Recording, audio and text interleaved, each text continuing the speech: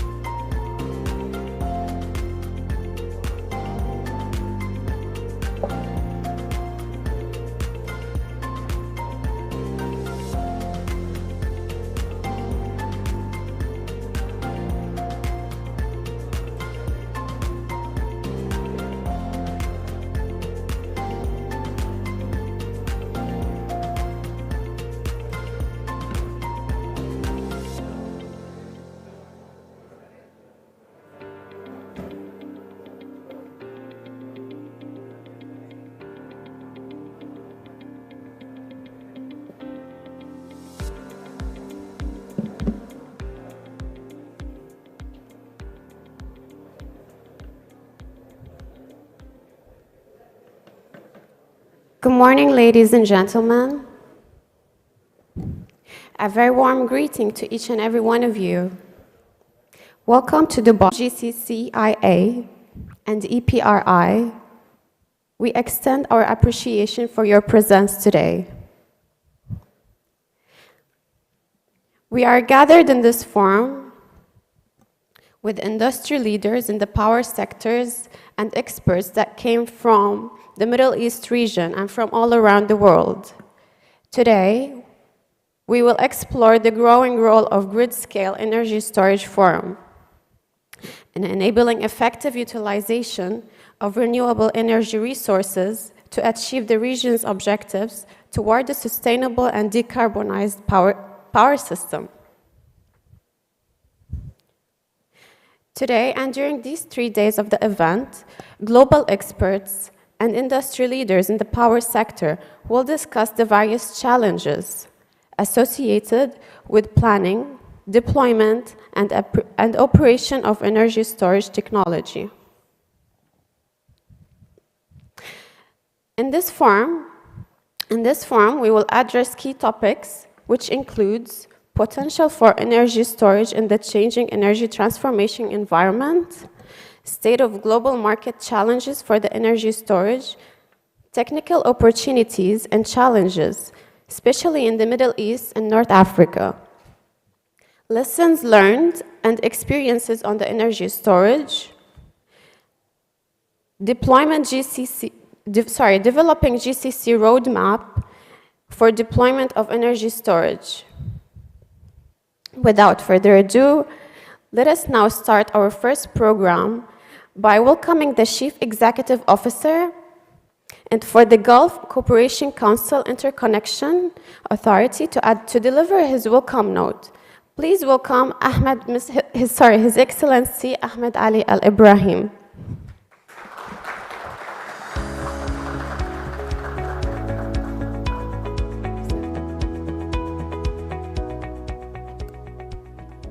Bismillah ar-Rahman ar-Rahim.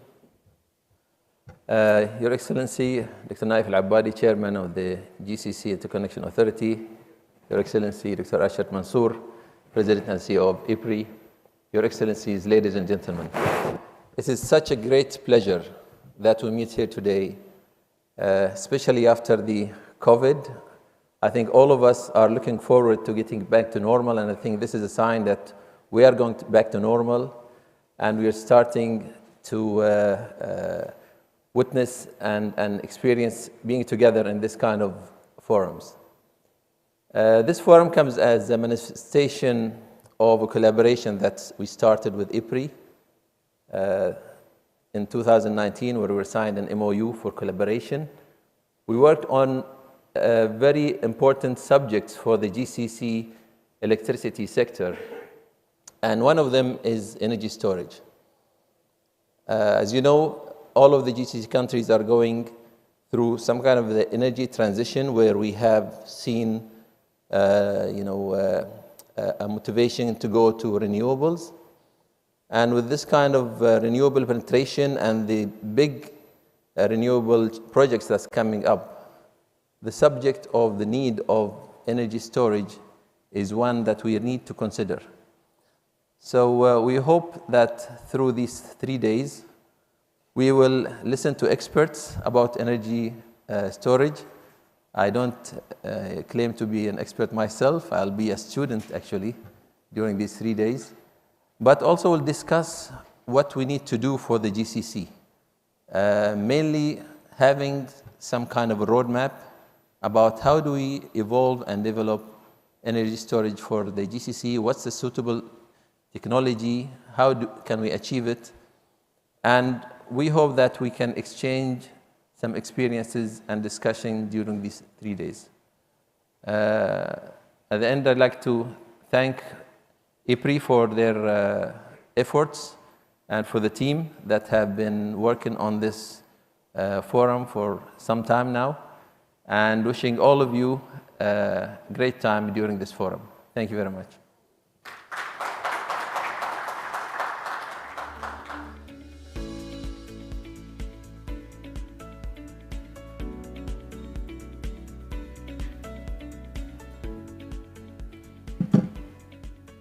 Thank you for your valuable speech. And now I would like to welcome Mr. Ben Khan, the technical MC for our 3 days event.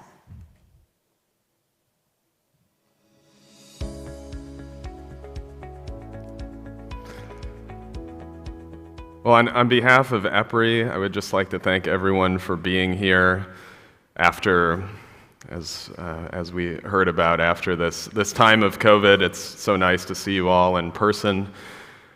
This event is now about twice the size that we originally intended last summer. I think it speaks to the commitment of all of you to make energy storage a priority in the region, and a commitment to our partner GCCIA to bring you all together. So really would like to just extend the gratitude to our speakers, the organizers, and all the attendees in helping to make this happen. So our agenda, we're starting here today on the first day of our agenda with an objective really to level set, to get everyone on the same page on energy storage status worldwide, as well as the broader decarbonization and resilience initiatives that are happening around the world, which may apply to this region and help with the first step in developing a roadmap for energy storage in the GCC region. Today I will kick off the next section, and at this point I'd like to invite my EPRI co-panelists, where we will start with a energy storage applications and technologies overview. So Haresh Kamath, our Director of Energy Storage and Distributed Energy Resources, as well as Aaron Manier, our Principal Project Manager of Energy Storage. So this first session, let's see, can I move, if we can get the starting slide. The first session will be called Energy Storage Technology and Application Overview. To start this session, I would like to invite Haresh Kamath up to the podium to provide the beginning of our overview on energy storage. And we look forward in this session to sharing some of the key topics that are underpinning the development of energy storage in the present day and helping to develop where it is going in the future. And I will allow Haresh to take the mic and to lead us off in this session. Thank you very much. Thank you, Ben. So as Ben said, I'm Haresh Kamath with EPRI.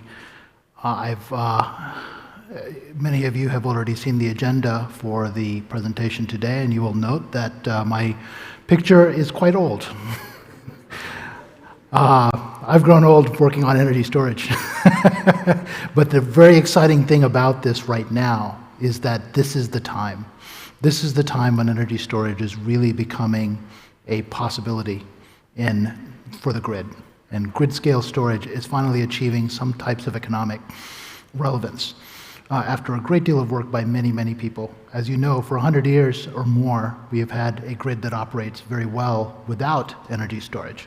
But the availability of energy storage makes it possible for us to take the grid to a whole new level of operation in terms of sustainability, in terms of reliability and resilience, and in terms of being able to provide low-cost power to all of the citizens. I'll talk a little bit about some of the drivers today for that in the first part of this presentation. So, as I said, I'll be speaking briefly about some of these drivers, and then my colleagues, Ben and Aaron, will be talking in more detail about some of the details. But first, I want to just introduce some of our work at EPRI. We have been working on energy storage for our entire length of 50 years that we've been in existence.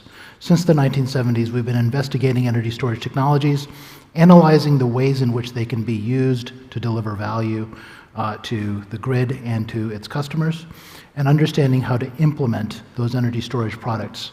We've been working with our partners to understand the asset management issues, the environmental issues, and to work all across the industry with the makers of these technologies and the investigators of these technologies, as well as the users of these technologies, to try to understand how to best take advantage of this very new technology.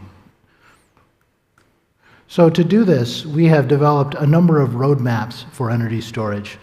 We have done this many times in our history, and we recently developed a new roadmap for 2025 to identify the major gaps between what we have today in the technology and what we must have by 2025. Some of these gaps are related to technologies, but many of these gaps are also related to the way in which we address this technology from a economic standpoint, a business standpoint, and from a regulatory standpoint. And so understanding all of those issues is really what we're trying to do at EPRI.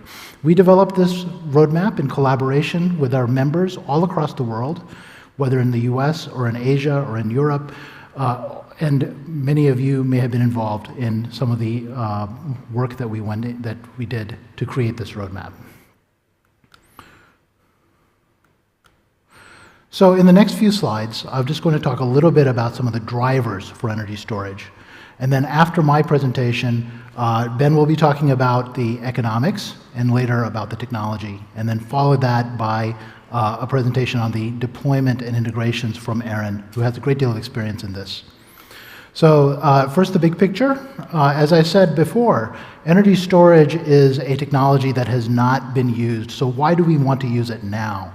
There are many reasons for this. Among them is a recognition that energy storage can bring a great deal of value to the grid. And that's the economic transformation that we've seen.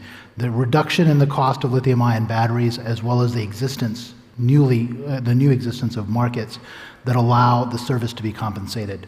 We're also seeing some changes in the policy framework. As renewables become more important, storage has become more important alongside that. There's also new market designs that allow us to work with that framework. There are changes on the technology in terms of maturing products. We've heard a great deal about lithium-ion energy storage, but there's also a great deal of research in other technologies.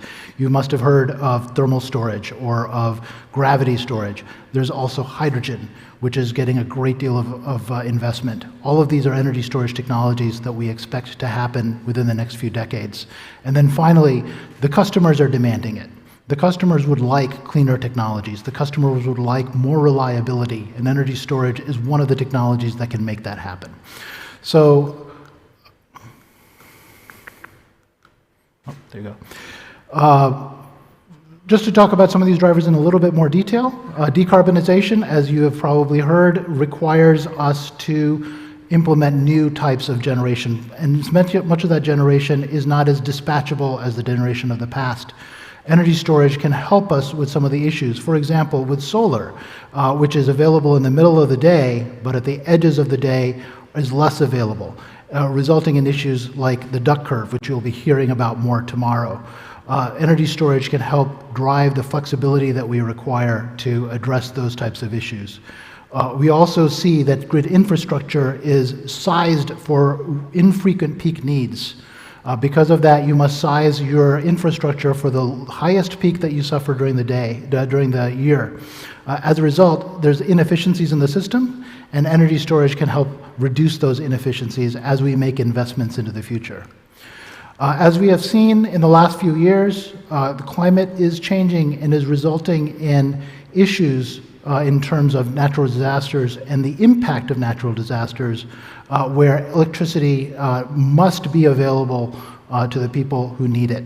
In those cases, technologies like energy storage are a very important part of delivering more resilience to the grid. All of these drivers are being recognized in the policies of countries and states all around the world. So in the US, we are seeing that this is being driven by second-level government organizations at the state level. We have seen this in many other countries where the provincial level is dictating how these technologies are being implemented. And so you'll see in the US that every state has its own policy with respect to energy storage, and many of them have required utilities to actually implement energy storage. I speak about the US here, but this is also applicable to many other countries around the world. This is also true at the market level. So many of you from GCCIA and are familiar with this at the transmission level, but the FERC in the US is shaping the way that energy storage is being operated, not just from a regulatory standpoint, but also from a market standpoint, and developing market mechanisms to do this. Very similar things are happening in Europe and in Asia, wherever the markets have been implemented. So these drivers are really what is making energy storage happen. Making it attractive, I should say. But then you're also seeing from the product side, you're seeing some many trends. So we have seen in the last 12 years, the price of lithium-ion has fallen by 80%, where a lithium-ion battery cost over $1,000 a kilowatt hour in 2010, it is less than $200 a kilowatt hour today.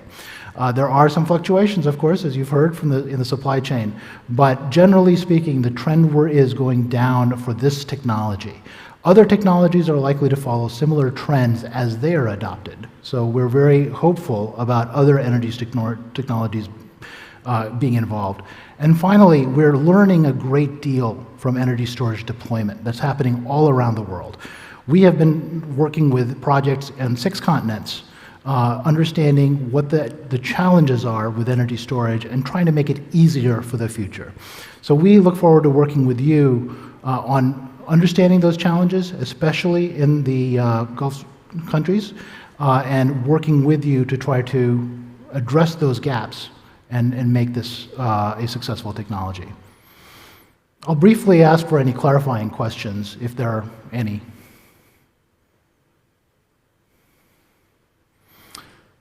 Okay. Seeing none, I'm going to turn this over to my colleague Ben Cowan, who will talk about the economics. Thank you. So I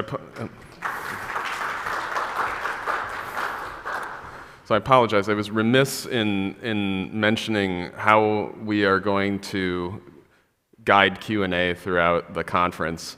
At the beginning of each of the sessions, you will see a QR code. And that QR code is associated with the following URL, polev.com/storage-dubai. And this URL, which I'll mention again in a minute, will allow you during these presentations to put in questions that come up as you think of them anytime during the sessions. It also will give you the opportunity to upvote or downvote any questions that you see.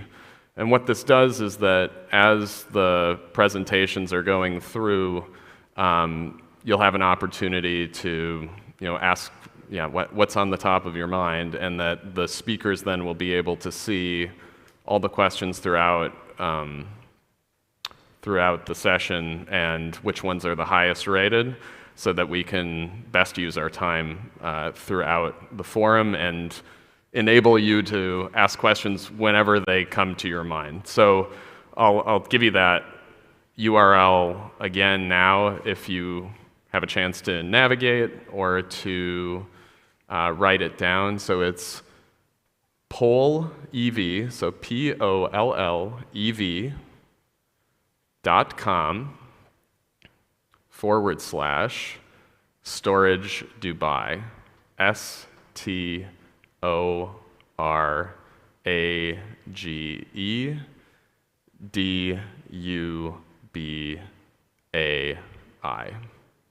POLLEV.com/storage Dubai. So throughout the sessions, the speakers will have the opportunity to see whatever you see. I'm going right now. If you have any questions, we will see them, and then we'll be able to organize those either by the most recent or by the highest rated. So please do use that throughout. We'll also give an opportunity for verbal questions as well, but this is just an easy way for us to prioritize our time. And once again, you'll see a QR code at the beginning of each of the sessions to facilitate the Q&A. Thank you. All right, well, without further logistics delays, this next section I'm going to present will be focused on energy storage economics. The purpose of this section will be to introduce some of the applications and grid services that energy storage is capable of providing, essentially the value streams that it's capable of providing, as well as some of the fundamental issues around cost that help to guide the cost-benefit comparisons that you may do with energy storage. So to start, I just want to emphasize that energy storage can be at a lot of different scales, can be integrated with a lot of other power system assets. The main buckets that we typically talk about with energy storage are the transmission-connected energy storage, the distribution-connected energy storage, and then the customer-sited energy storage. So many of the storage technologies are modular, and so they can be built, very small scale, fit in your phone, up to very large scale, like full-scale power generation equipment. So from typically when we talk about stationary energy storage, we're talking about things as small as a few kilowatts, up to hundreds of megawatts or potentially even gigawatts in scale. So fundamentally, storage, depending on how you're using it, has a few different capabilities, which then can be applied to many different contexts. The first capability is it's a capacity resource, so similar to generation equipment or to transmission and distribution equipment, it provides a certain capacity measured in kilowatts that can provide, firm virtual capacity to the grid.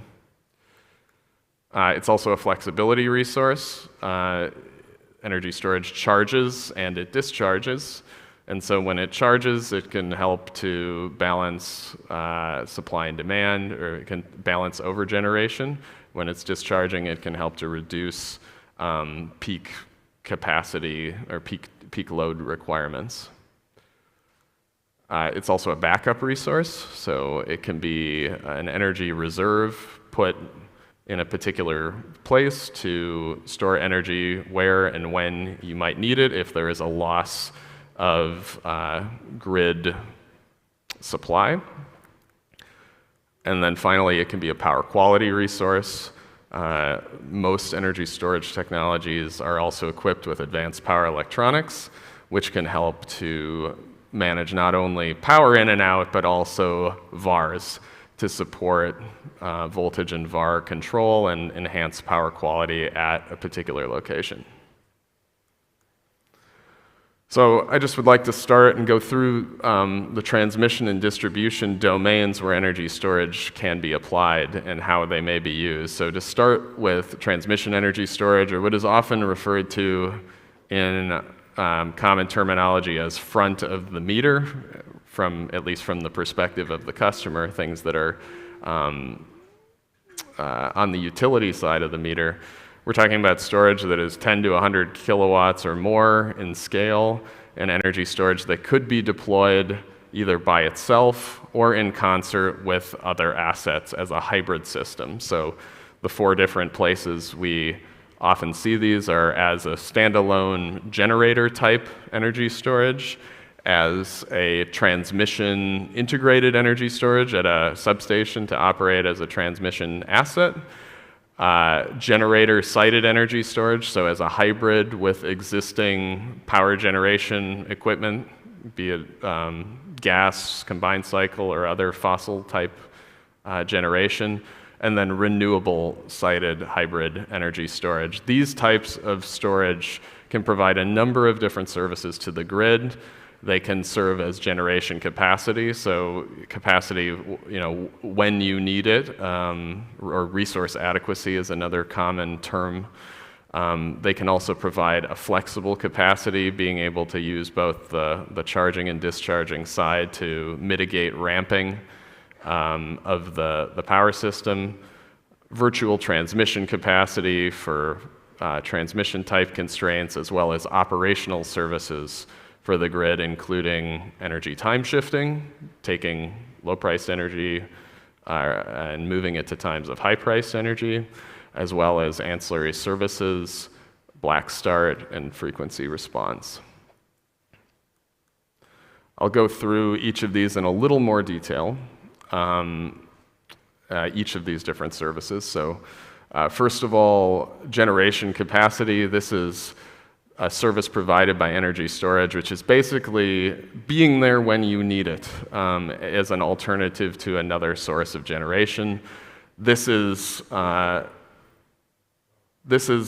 use of energy storage in long-term planning, essentially, looking at a region's supply and demand balance over a period of time and determining if new units, new megawatts of generation are needed. So this is, before it even really does anything, there's the service of being there as a reliability resource, as an alternative for other sources of generation. One of the key issues associated with this service is the question that we call of capacity contribution. So energy storage, because it is not an unlimited duration resource, it's a resource that, depending on how much you deploy, it may provide 2 hours or 4 hours or 6 hours of rated capacity. That's different than a traditional fossil generator, which is really only limited by the amount of fuel that you can supply to it. So essentially, these resources are unlimited duration for all intents and purposes. Because energy storage is a relatively expensive resource, a developer needs to be judicious in how many hours of storage that they deploy. But as a result, there could be times when, from a reliability perspective, you just don't have enough hours of energy storage to deal with the peak requirements. So this has been a major question in the United States of, well, if for example, a 4-hour energy storage system isn't always available, then how many megawatts should you credit a 1 megawatt 4-hour energy storage system? And so the approach they've taken is to identify minimum requirements. And it has happened that in most cases, the minimum requirement for energy storage in the US jurisdictions is 4 hours. In some cases, for example, the PJM region, they've decided on a prorated approach to awarding capacity to these assets. So if you have 4 hours, you get basically 83% of every megawatt qualifying. If you have 6 hours, you get 98%, and if you have 8 hours, it's 100%. This is an important area of research going forward as the grid changes and the resource mix changes, to try to understand what the true technical contribution to resource adequacy is in the future, and will be a major impact on how it gets monetized as we look out 5-10 years and beyond. Flexible capacity is related to normal capacity in that it's still a long-term commitment. But it's a little different in that in this case we're talking about peak ramp requirements on the grid. This is really a constraint that has not been a binding constraint, but is becoming more relevant over time as more renewables get deployed, and the potential for the duck curve, for example, of solar continues to increase. Here, energy storage needs to be able to charge during the times of overgeneration and discharge during the times of peak load, to reduce the ramp and to be a reserve asset during those times of peak ramp, so that the grid can always stay operating at a high reliability. The main difference here between storage and traditional assets is that with a standard gas turbine, for example, it has a range of the minimum to a maximum generation as shown on the left, which might be 50 to 100% of its rated power that it can effectively operate at. In the case of energy storage, it can operate potentially anywhere between full charge and full discharge, so the contribution to ramping mitigation is much higher. So this is an evolving use of energy storage, as I mentioned, that's related to generation capacity. Moving into operations, this is probably the one that people think of the most with energy storage, is energy time shifting, or you might hear the term arbitrage sometimes. This is just simply charging and absorbing energy during times when the prices are low or zero or even potentially negative, when there's overgeneration of renewables or low load, and then holding that energy and then releasing it again when the load is at a peak and the prices are high. Another area that has been very popular in the early days for energy storage has been in ancillary services. The reason for that is that these are typically reserve type uses for energy storage, where the energy storage either just has to sit there and wait for an event. In the case of spinning reserve, it can just be available, and if there's a contingency, it can go from neutral to discharging, and support the grid infrequently when those services are needed. Or in the case of frequency regulation, this is the second-to-second, minute-to-minute balancing of supply and demand. Energy storage could use both its charging and discharging sides to support maintaining a consistent grid frequency at all times. There's also other spinning reserves like other contingency reserves like non-spinning reserve, frequency response, black start, or voltage regulation, which are all capabilities of energy storage. They're less of interest commercially, but they are things that energy storage has the potential to provide and support the overall operation of the power system. So one of the things that has been very popular, or one of the reasons why energy storage has been used in these contexts in the past has been that typically these require less energy, so you can build a storage system with not that much energy in it and provide a lot of these services that happen infrequently or have kind of an energy neutral component that you can charge and discharge and manage the state of charge of that storage system. And another important concept, so we've talked about all the transmission level services at this point, is to talk about multiple use applications, or what's often referred to as benefit stacking. There are many components of the cost of energy storage, which are shown on the left, but on the right, the different benefits we've noted that there's resource adequacy or long-term capacity, reliability planning benefits, and then on top of that, there's potentially operational benefits of energy storage, including the energy time shift or arbitrage, spinning or non-spinning or other contingency reserves, and then frequency regulation. So all of these things can be considered together when looking at the value benefit cost comparisons of these assets. It is important to recognize, though, that they can't all necessarily be provided at the same instance. So it's important to understand how much energy you have to deal with and have software and techniques to be able to optimize the charging and discharging of these assets and take a beneficial path to using them so that you're both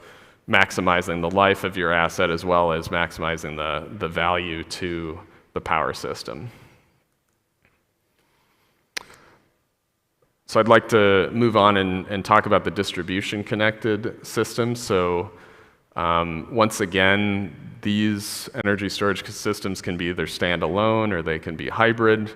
Some of the places where we're seeing energy storage deployed are at substations to support the peak capacity requirements of transformers or conductors.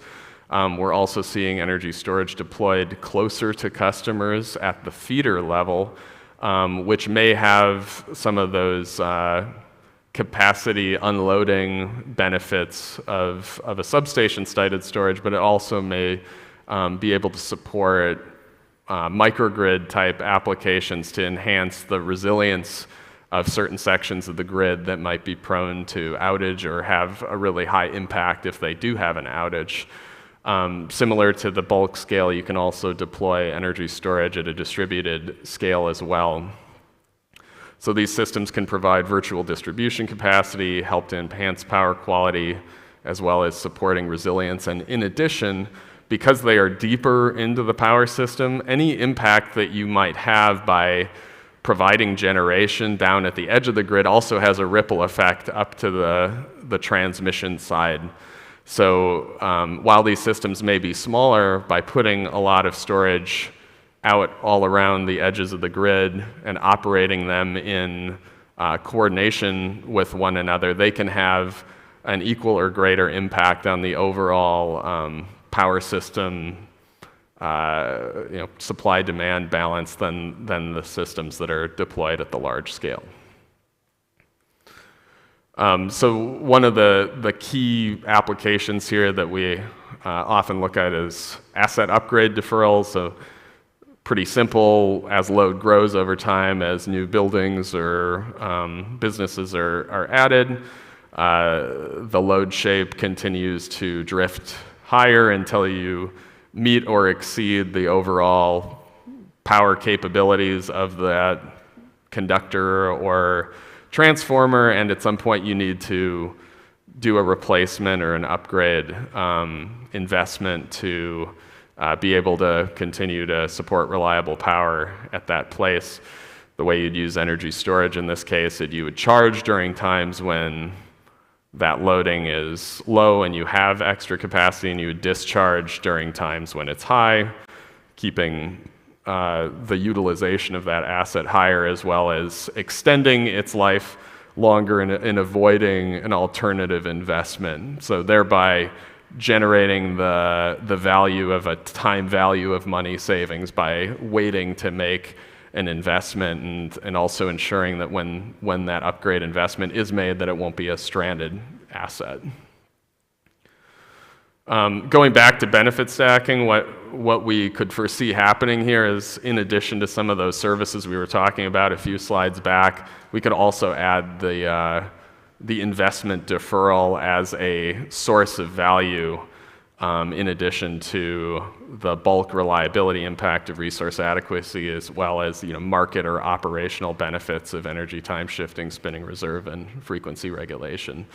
However, it's important to realize that these are really different silos in electric utilities, and there's challenges in that the distribution part of the systems don't necessarily coordinate closely and jointly plan with the transmission and generation side. And so this potential use case drives the need for closer coordination to be able to more globally optimize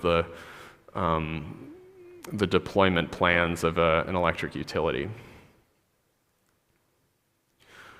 I mentioned that there are both standalone and hybrid energy storage systems. I just want to talk a little bit about some of the advantages and drawbacks of doing it this way. So if you do hybridize energy storage, there can be some cost benefits of sharing infrastructure, reducing interconnection and installation costs.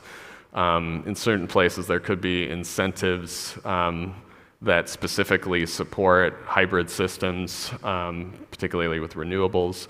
Some of the disadvantage here might be that you are maybe preferentially putting storage combined with solar or a generator when objectively it may have more value at a different location.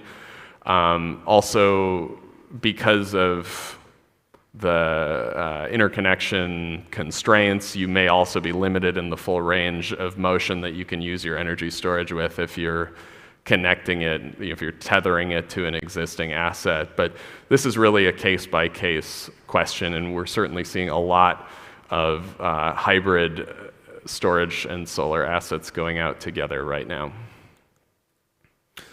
I won't really present this slide except to note that there are a number of services that can be applied to various types of hybrid systems: solar plus storage, wind plus solar storage, fossil plus storage, and even nuclear plus storage is being evaluated now.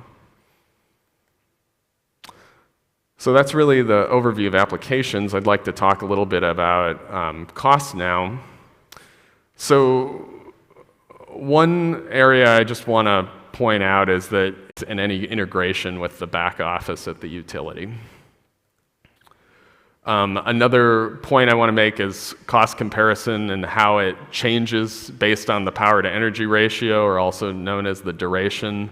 How do I look at a 2-hour storage system versus how do I look at a 4-hour storage system? So we have these different components, the battery, the power conversion system, and the balance of plant, and they all kind of scale by different factors. The battery really scales by the units of energy storage, dollar per kilowatt hour. The power conversion system scales by the power, so dollar per kilowatt. And then in the integration and balance of plant, it actually scales by the dollars. It's neither really dollars per kilowatt or dollars per kilowatt hour. So to kind of play this out with two cases, I just want to show you a 4-hour battery. So in 4-hour battery, if my battery costs $200 per kilowatt hour and it's 4 hours, multiply those together, I have $800 per kilowatt. Let's say my PCS costs $100 a kilowatt, and my integration costs $500 a kilowatt, so then I have $1,400 per kilowatt for the 4-hour system. But if it was only a 2-hour system, then my battery component is only times 2 hours. So it's only $1,000 a kilowatt for a 2-hour system. So you can see if I say my storage project costs $1,000 a kilowatt, the next logical question to ask me is how many hours? Because if I'm giving you a 2 or a 4-hour or a 6-hour system, it's going to be different in terms of that metric. So always ask about what the power to energy ratio is to understand more about the true cost of that solution. Another key aspect of costs is has to do with the cost over the lifetime of a project. So often when we hear about the cost of a project, the tendency is to look at what is the upfront cost. How much does it cost me to get this thing in the ground? I want to compare that against another vendor, but I have to keep this thing going for its entire life and make sure it's providing the performance that I'm expecting. And so in addition to those components I was going through before about what are the different capital components, now we also need to think about what are the operating expenses, what is the degradation of this asset over its operating life, am I going to have to do any major overhauls to add new capacity that are going to add costs, and then at the end of the life, what is it going to cost me to decommission this project, and has that been incorporated into the upfront costs of the system? So we'll be talking throughout the forum about questions of reliability of these assets and some lessons learned in operation, because we haven't had the track record yet with a lot of these storage technologies to be able to say with certainty that these projects will last 20 years and keep their performance that was expected on day one. So this is still a track record that's building. Okay, so that is the end of the economics and applications section. I'm just going to take a look to see if there's any questions that have come up from the group.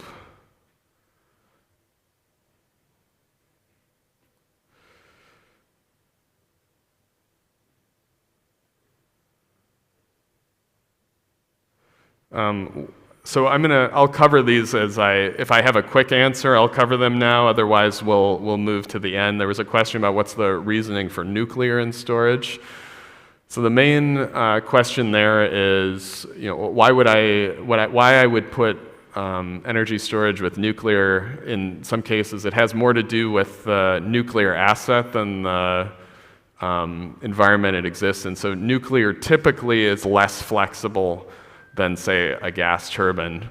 And as more renewables go out on the system, it introduces more variability and uncertainty to the needs of the system and requires more ramping and flexibility of the other generation. And so what storage does with nuclear is it allows nuclear to operate during times of overgeneration. So it's hard to turn my nuclear plant down when there's excess solar. So instead of turning the nuclear off, I can fill the storage reservoir to support nuclear operations being more consistent.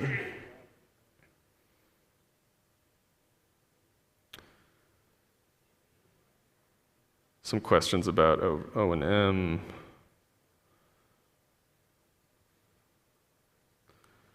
Well, there's a lot of good questions here. I'm going to take some time while Aaron is speaking in a couple sections to look through these myself, but we'll come back to the questions at the end of the session and between the other breaks. I'm going to move on to this next section now and talk a little bit about energy storage technologies. So this is where we'll get into the actual attributes of the storage systems as well as the different types of energy storage which are being explored and developed today. So I just want to start really high level with the basics, what is energy storage? It takes energy in, it stores it, it loses a little bit, or a lot, depending on the technology, and then it releases that energy back into the grid. So we call it bidirectional. Store, hold, release. In some cases, the definition of energy storage gets a little bit more complicated. And depending on where you are, the term is used a little bit differently. But there are, so there's kind of an expanded definition that I want to point out because I'll be talking about technologies that fit both this very simple definition of energy storage as well as the expanded definition.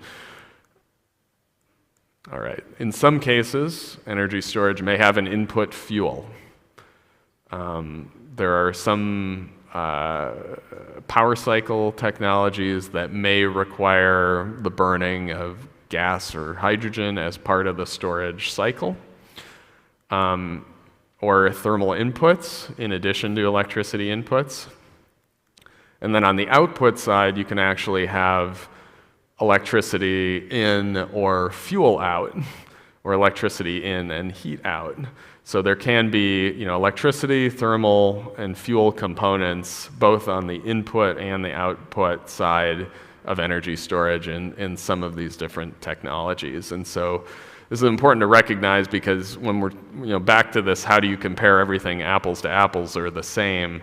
It's important to recognize all of the different contributions of efficiency as well as beneficial outputs of these different technologies.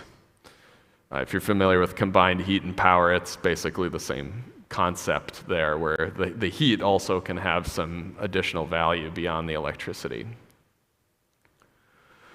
So I want to start a little bit by talking about the attributes of energy storage, some of the beneficial attributes. These different technologies that we look at, they have differences across two important dimensions, more than two, but on this slide I'll talk about two. On the x-axis here, I'll talk first about typical discharge duration. So some technologies are short durations, so possibly less than an hour. Some technologies are long duration, 10 or more hours. Some technologies are in the middle. Another dimension that I have on the y-axis here is about modular unit sizing. Some of these technologies can be built, like lithium batteries at a very small scale, or they can be scaled up to a very large scale, so they're very modular. Other technologies, some of these that are focused on thermal concepts, power system concepts, they certainly don't make sense inside your cell phone, but they may also not make sense until you get to tens or hundreds of megawatts. So in the bottom left corner, so modular and short duration, we have some technologies like flywheels, spinning flywheels commonly used for UPS type applications or bridging power, supercapacitors.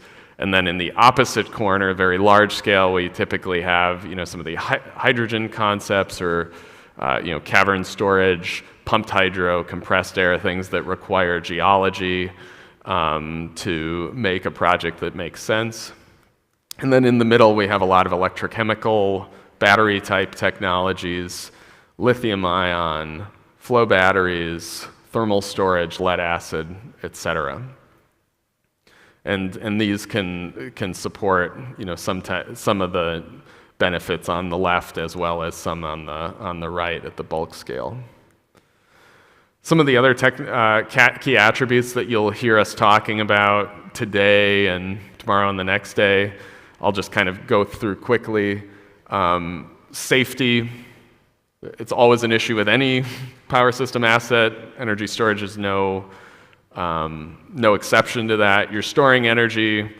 That energy is sort of stored under pressure. It wants to be released.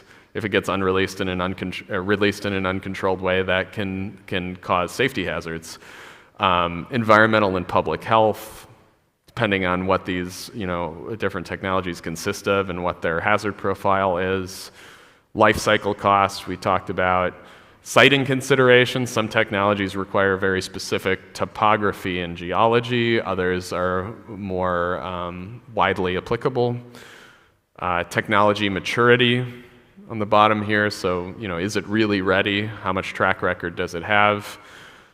Performance, efficiency, for example, flexibility, response time, deployment timeline, so some technologies, batteries we've seen deployed in months from PO to online date.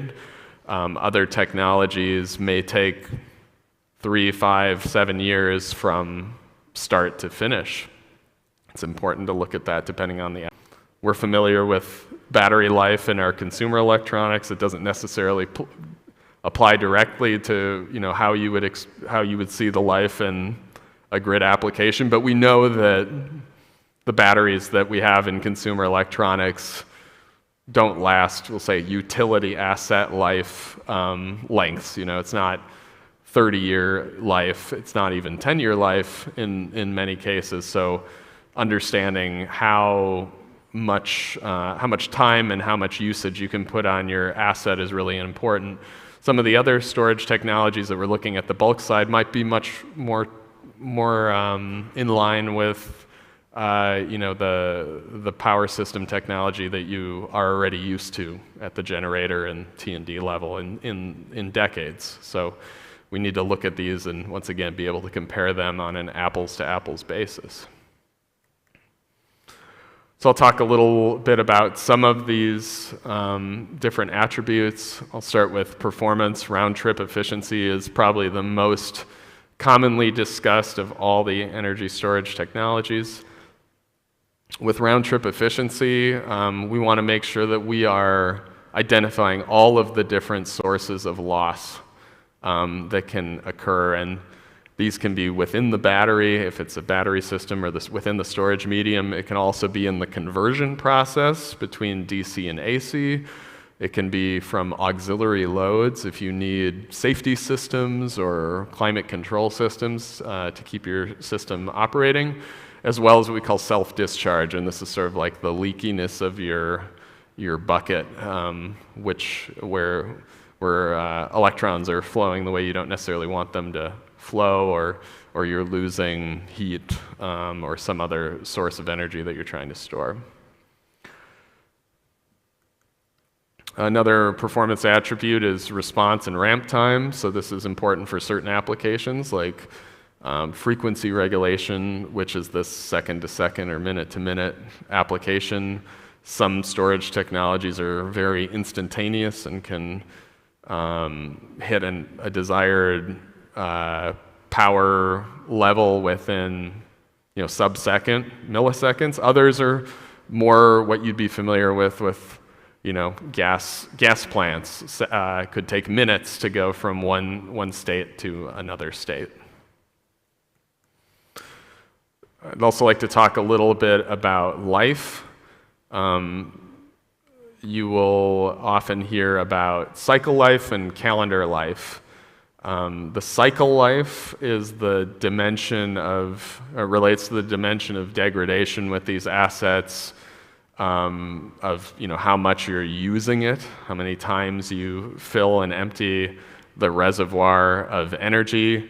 In the case of lithium batteries, which we'll be talking about significantly over the next few days, typically that life or that degradation is accelerated by how deep the cycle is that you're applying to it. So very small cycles, 10% up and down might have only a very small impact on the life, but when you do full 100% depth of discharge cycles, it puts more strain on that technology, and the total number of kilowatt hours that can go in and out might be reduced by such big cycle usage. And so as a result, there's going to be a lot of questions about how do you operate these systems to extend their life and make sure that you're only applying stress on the technologies when it's truly valuable, so you can optimize the life cycle economics. On the calendar life side, this is the dimension of degradations that's related to just how long it's been that you've had the system in service, independent of its operation. This could be affected by the state that you leave it in. If it's fully charged, for example, it might degrade a lot faster just sitting than if you have it at half charge. And if it's sitting and hot, you might have really accelerated degradation at full charge, and if it's at room temperature, it might last a lot longer. And so it's important to keep all of these things in mind when we look to how do you choose your technology, as well as how do you make sure that you're operating it in a way to maximize the overall value over its lifetime. Safety is a particularly important aspect of energy storage to keep in mind. As I mentioned before, anytime you have stored energy, if that stored energy is released in an uncontrolled manner, it can result in different types of hazardous events, including fire, chemical releases, release of stranded energy, which can be safety risks to those who are operating and maintaining these systems, and in some cases, people who are responding to an event, or the public at large. So it's really important to understand these hazards, what events trigger them, and how to mitigate the consequences, and consider that again in your siting decisions, your technology choice decisions. So now I'm going to transition to talking about some of the specific technologies that are currently in the conversation for energy storage. So we had a slide earlier talking about duration. I would like to just put some of the main categories of storage into that context. So this is a moving target. I'll say, what is short, medium, and long duration? We don't have consensus on this terminology right now. We know that short duration is definitely within a day. If you asked me this question 10 years ago, I would say short duration is 15 minutes of energy storage. Now I would say short duration is 4 hours of energy storage. It really has to do with what's commercially available at the time. But in this case, I'd say short duration is any type of peaking or fewer hours of duration, so within a day. In this case, mid-duration tends to be maybe in the 10 to 100 hour range. So this is storage which can supply resilience to the grid and weekly kind of storage. These technologies are typically large-scale mechanical or thermal. They may be electrochemical flow batteries. Probably put that a little bit further to the left on this slide. And then in terms of long duration, now we're talking about 100 hours or more, and usually we're in the chemical range, and we're starting to talk about things like hydrogen or pumped heat or these types of technologies. But in any case, right now we have a lot of short duration storage that's going out, 10 hours and less. But as we look into the future toward decarbonization scenarios, what is very clear is that duration requirement, what the power system needs, continues to extend longer and longer. And at some point, hydrogen becomes an important technology to consider. This is a slide that just provides a lot of different bullets of technologies that we won't be able to necessarily go through exhaustively today, but I just want to note that there are a growing list of technologies and concepts that continue to be added to the conversation across these different categories of batteries, electrochemical batteries, electromechanical systems, chemical systems, electrical, and thermal. Talk a little bit about several of these, starting with pumped hydro. the oldest form of energy storage that we have on the power system, or certainly electricity storage that we have on the power system, if you exclude fuel storage, has been a strong track record of decades. We know how these systems work. We know how much they cost and how to build them.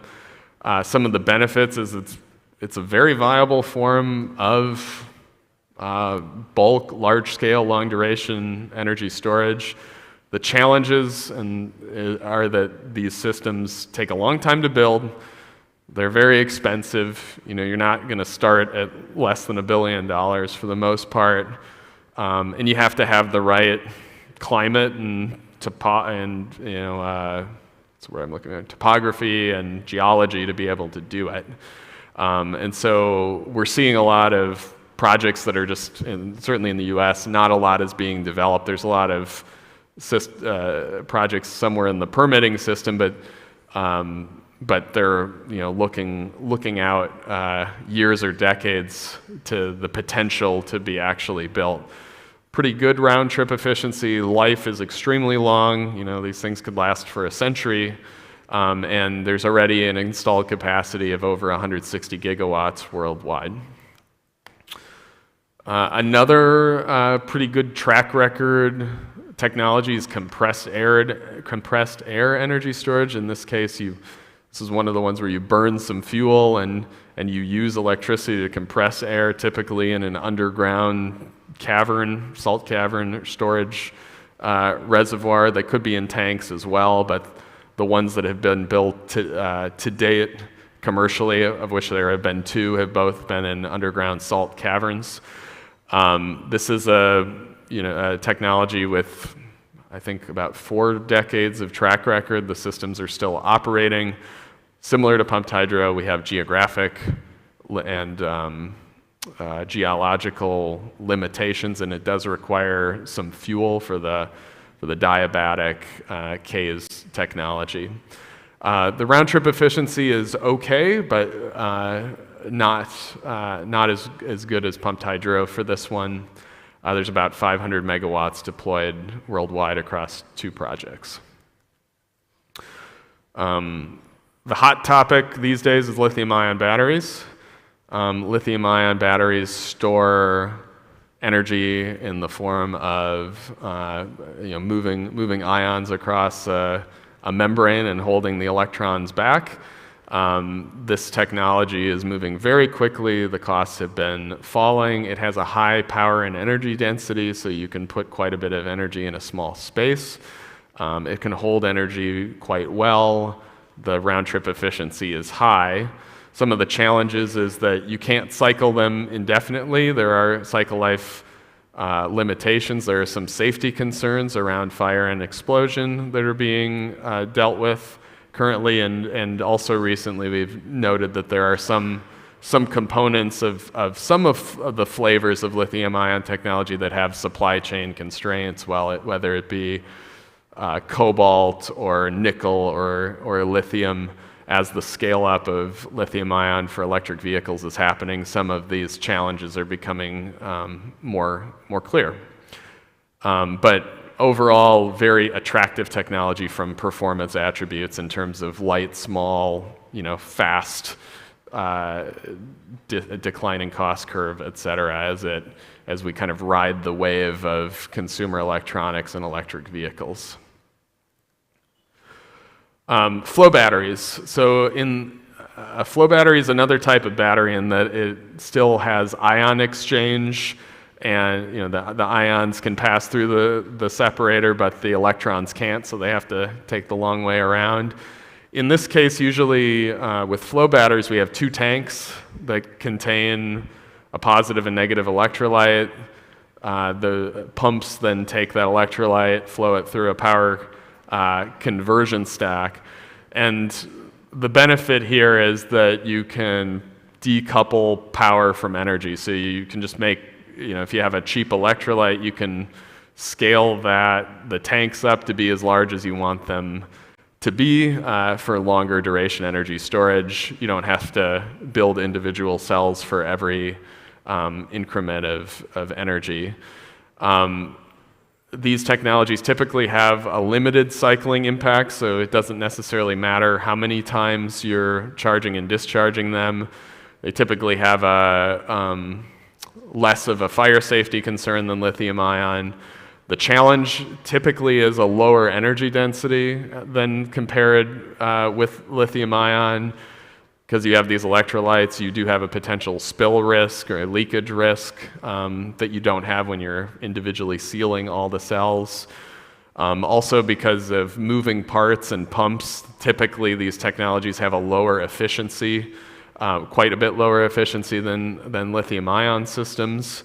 And also the maturity of these technologies is not proven out today. We're still seeing, deployment and demonstration and pilot level deployments today. We've seen about 100 megawatts deployed worldwide, but because of this potential for lower cost, long duration, there's a lot of interest in this class of technologies as potentially being a way to get durations in the intermediate range longer than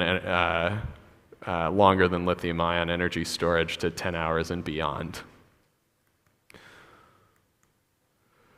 So flywheels, as I mentioned earlier, they're typically used for seconds to minutes of energy storage. They're very common in the UPS industry. Benefit of these is you can have, similar to batteries, a fast response time, also very high power density. So for very short duration applications and long life too, they tend to be able to cycle quite a bit. On the challenge side, low energy density, so these are not going to be good long duration energy storage systems.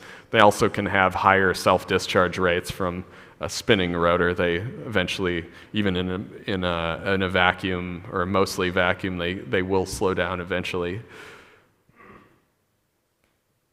We have about 60 megawatts of these deployed worldwide at the stationary scale. There are efforts to develop longer duration flywheels. Currently, they're typically 15 minutes or less. We've seen some efforts to develop 4-hour flywheels, but we have not really seen those deployed at any commercial scale to date. Moving into the longer duration bulk energy storage, thermal energy storage is an opportunity to use a thermal medium like sand or concrete to store heat, either waste heat or heat that's generated from, say, negative price electricity from excess renewables, and then to run that heat in just like you would run a steam or a gas cycle to drive a turbine. The benefit of considering this is that these types of storage systems may be retrofit to existing thermal generation that you may already have, and that you're trying to increase the flexibility of or avoid stranded assets. The cost of the storage medium, whether it be sand or concrete, is extremely low. It can be a tenth or less the cost of lithium ion at the materials level. Materials can be abundant and non-toxic. As I mentioned, they can be integrated with existing power generation units. The challenge is that in an operational context, these have a very low round-trip efficiency. It's just hard to hold heat for very long periods of time. Eventually, entropy takes over and you will have losses. So typically, the round-trip efficiency of these technologies is 50% or less. Having said that, because you can get cheap kilowatts and long duration, it may make sense in future scenarios to have this as part of the portfolio for those times when the sun's not shining, the wind's not blowing, and you need 100 hours of storage to get you through a difficult time. We're seeing a lot more interest in this now that we're looking further ahead into deep decarbonization scenarios. And on day 3, I'll show some results that we got from a long-term capacity planning study that shows that these technologies have a place, particularly as you go toward, full renewable or full carbon-free objectives.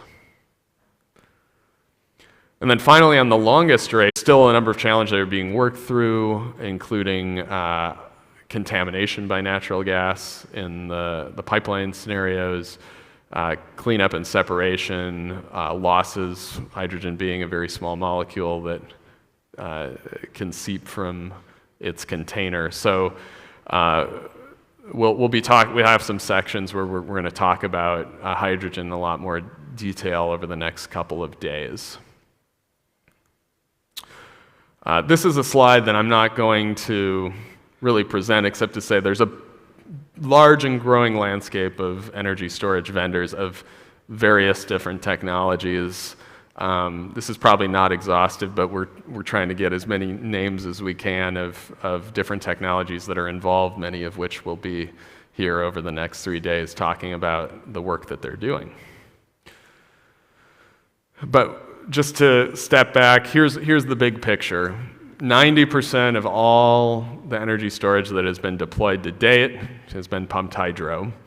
Of course, when I showed this slide 10 years ago, it was more like 98%. So the big difference now is that the electrochemical piece of the pie is growing rapidly, with about 92% of batteries being lithium ion and about 14 gigawatts of electrochemical storage having been deployed to date. So really, we can talk about all these other technologies, but the current state is pumped hydro, lithium, and everything else. And so we'll be talking about, the everything else and what the merits of these different technologies could be and when they might really start to impact the deployment of energy storage and the value to the grid. All right, so I will take a break for a moment here and just see if there's any questions. Just for a moment, I'm going to see if there's anything quick that I can answer.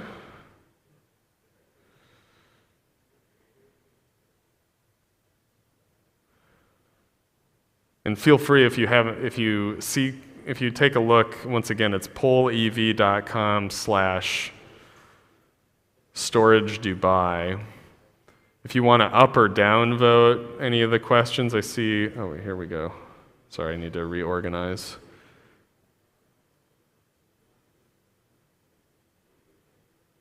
All right.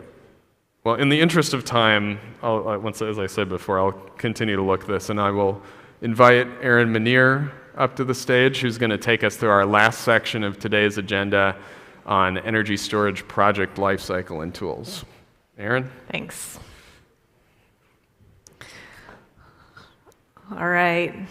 Well, I'm going to talk a little bit about the project lifecycle, and we have a session tomorrow on project case studies. So this will be a primer to that. It'll be talking about what are the big issues throughout the project lifecycle.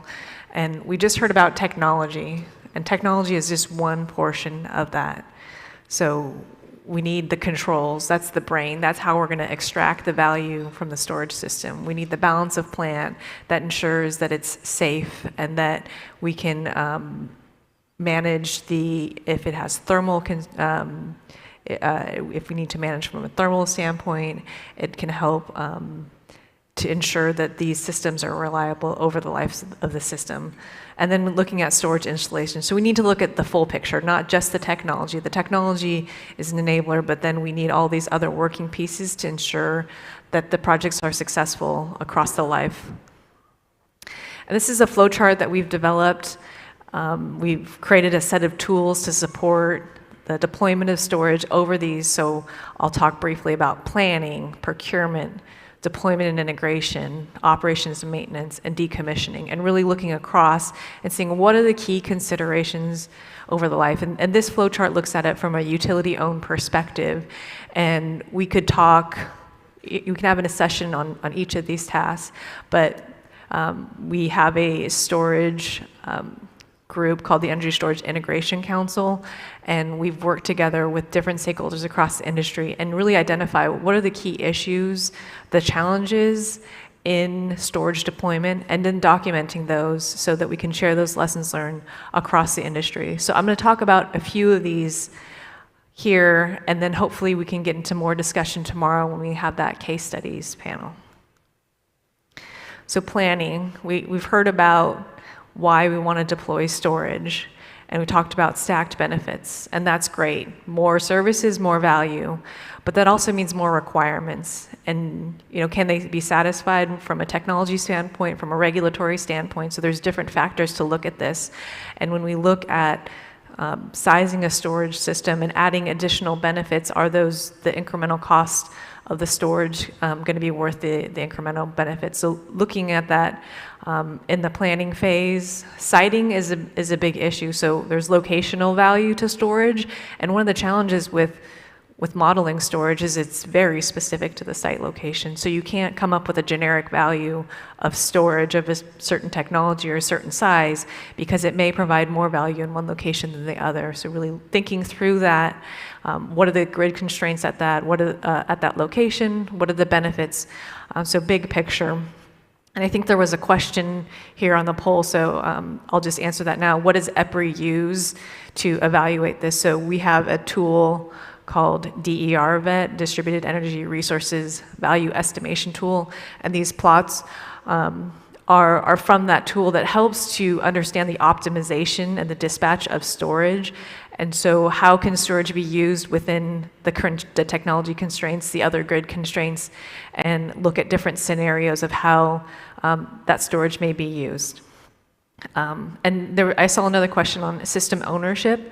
And so that varies. We're seeing utility-owned storage. We're seeing power purchase agreements or other long-term service agreements. So there's a mix of different types of ownership models, some where it may be owned by a third party but operated by the utility. And so tools like DERVET or others can help to understand the different scenarios and the different value streams, because the ownership structure may change the value streams. You may have a third-party owner that's providing resource adequacy or capacity to a utility, but then they're able to use that to provide market services when it's not required for that grid capacity need. So you were seeing a lot of different structures, and really being able to model that and go through those different scenarios is a way that you can help to determine which may be more valuable for your system. So next bucket in that life cycle is procurement. And I'm going to talk a couple bullets on a request for proposal, or you may have a request for an offer if you're just procuring services.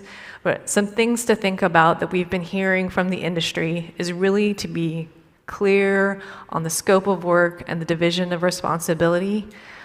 Who is doing what? So you don't end up with the finger pointing. You want to ensure a smooth transition through all the phases of the project, and really procurement is the key to a lot of things. I'll talk about O&M a little bit later, but working with utilities and trying to operationalize storage, we kept coming back to procurement, because procurement is where you set your specifications, you set the division of responsibility, all the codes and standards, how it's being used, what your warranty and performance guarantees are. So really, this is a critical portion of the project, because it can set the tone for the life of the system and how it's used, and whether or not you're able to change how it's used. And I can get into that in the O&M section.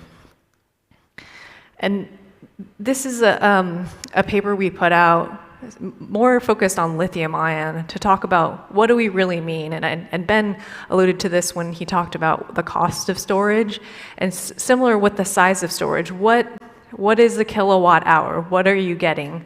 There's what the battery is capable of, but that's not necessarily at the AC point of interconnection. You have to consider losses. You have to consider that you may have a limitation in your state of charge range for safety or performance, contract issues, concerns. And then if the system degrades, you might overbuild that system in the beginning and account for that degradation, and so limiting that. So what is the real energy capacity? And this is a big one when we're talking about lithium-ion technology, and really clarifying that so that we can have clear and transparent communications about cost, about performance, is really getting down to what's being offered. All right, third phase, deployment and integration. And here, again, just pointing out a few things that we've highlighted through our work and working with utilities and outreach with the industry and different stakeholders. So mitigating risk is one. We've heard a lot about safety. I'll talk about it again tomorrow because safety is an underlying, theme, and it's critical to ensuring that that we can keep deploying storage. So there's safety, and then there's cybersecurity. Remote access, and so these are really big concerns that we need to think about when we're designing the systems. And cybersecurity is one that if you don't start those conversations early in the process, it can really delay your project and making sure that all the safety or the security protocols within your organization are met. There's project coordination. Permitting codes and standards seems pretty straightforward, but codes and standards are evolving, and the adoption really varies from jurisdiction to jurisdiction. So something to really think about. Transportation and storage is another one. There's not a lot of guidance on that, and storage, if you're talking about lithium-ion batteries, may need to be stored in a temperature-controlled environment. So if really coordinating, and if the batteries are on site for a long time before they're actually going to be powered up, how is that system going to be stored so that you don't have a safety issue or a performance or degradation issue? Operations and maintenance. I think we've talked about this a little bit through the trade-offs and ensuring that the systems are reliable and that we're considering the life of the project. So, is it a 10-year project? Is it a 20-year project? What does it look like? How can we control the system and operate the system in a way that extends the life for what we need? We're looking at standard operating procedures, which is really big from a first response perspective.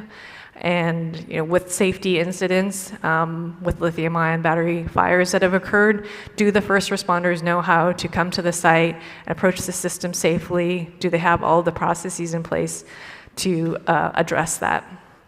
And then there's maintenance, and I think there was a question on O&M and the cost of that.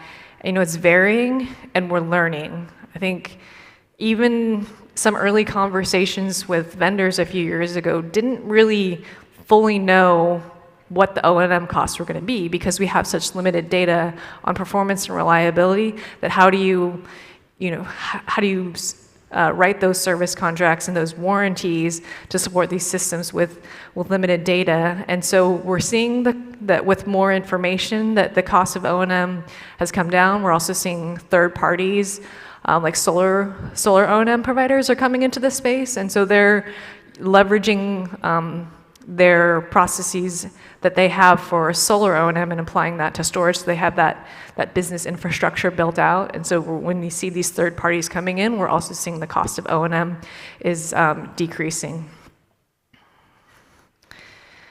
And this is another chart we put together focused on lithium-ion and talking about that degradation and planning for the system over the life. So you have different operational strategies. You can overbuild up front and say, okay, I know my battery is going to degrade by a certain amount, so up front I'm going to oversize it. I have a known scenario. I know what the cost is.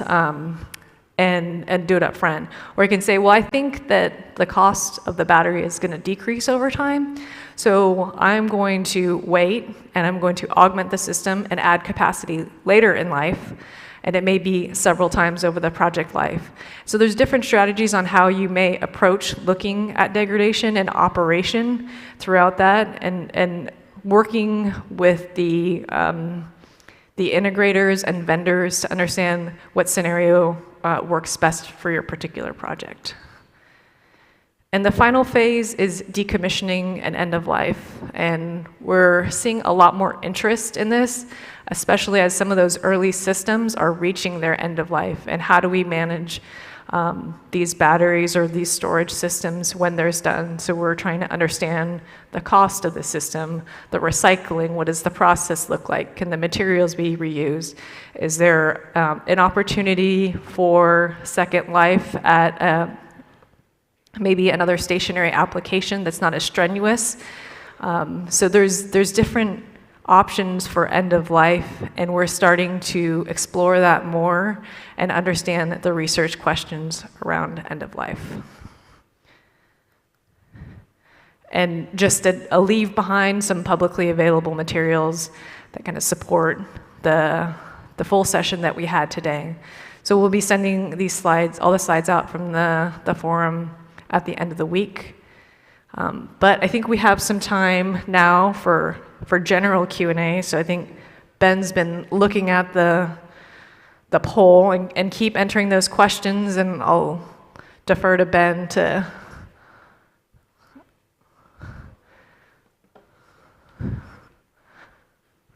Maybe I'll stand up. Okay, here we go. So one of the top-rated questions that we had today is, which application segments do you see the trend going higher for battery storage, e.g. data centers? And so what we are seeing a lot of right now that we know of is that there is a lot of large-scale energy storage projects, particularly in the United States, that are being built for that resource adequacy capacity application. So in looking in long-term planning, these 20, 50, 100 megawatt systems with 4 hours of duration are being built as an alternative to a new peaker plant when there's either retiring plants or a new load that's happening. And a lot of those systems are going in as hybrids with solar plants, because there's a lot of solar, particularly in the American West. We're seeing similar trends in Australia, which is another active market.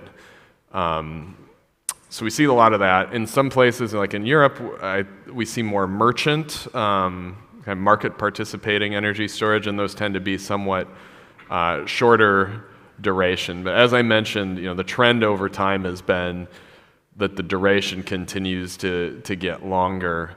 The question also mentioned data centers. I don't have a firm read on how many megawatts have been deployed in data centers today, but we do know that the data center owners are increasingly interested in energy storage and how they can take their existing uninterruptible power supplies and utilize those to offer services back to the grid as well. Another area where there's a lot of interest but not a lot of deployment so far has been in the electric vehicle fast charging applications, which are being talked about a lot. There's a question about which ESS application is most needed in the GCC. At this moment, I can't answer that. I think that is one of the key desired outcomes of this conference, is to really explore that and to get into the development of a roadmap.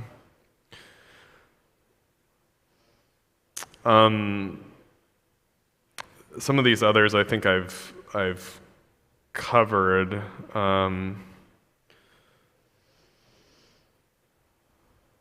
To other technologies that are promising, I just want to point out again that there's pumped hydro, there's lithium ion, and they are, strong commercial technologies that are being deployed at scale now. And then there are a lot of other technologies that have potential places in that ecosystem, particularly as we're looking out to decarbonized futures. And really wherever the power system is and wherever the policy is will dictate the needs and the attributes that are being pulled into deployment.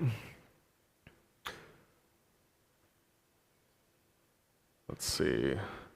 Would anyone else like to ask a live question at this moment?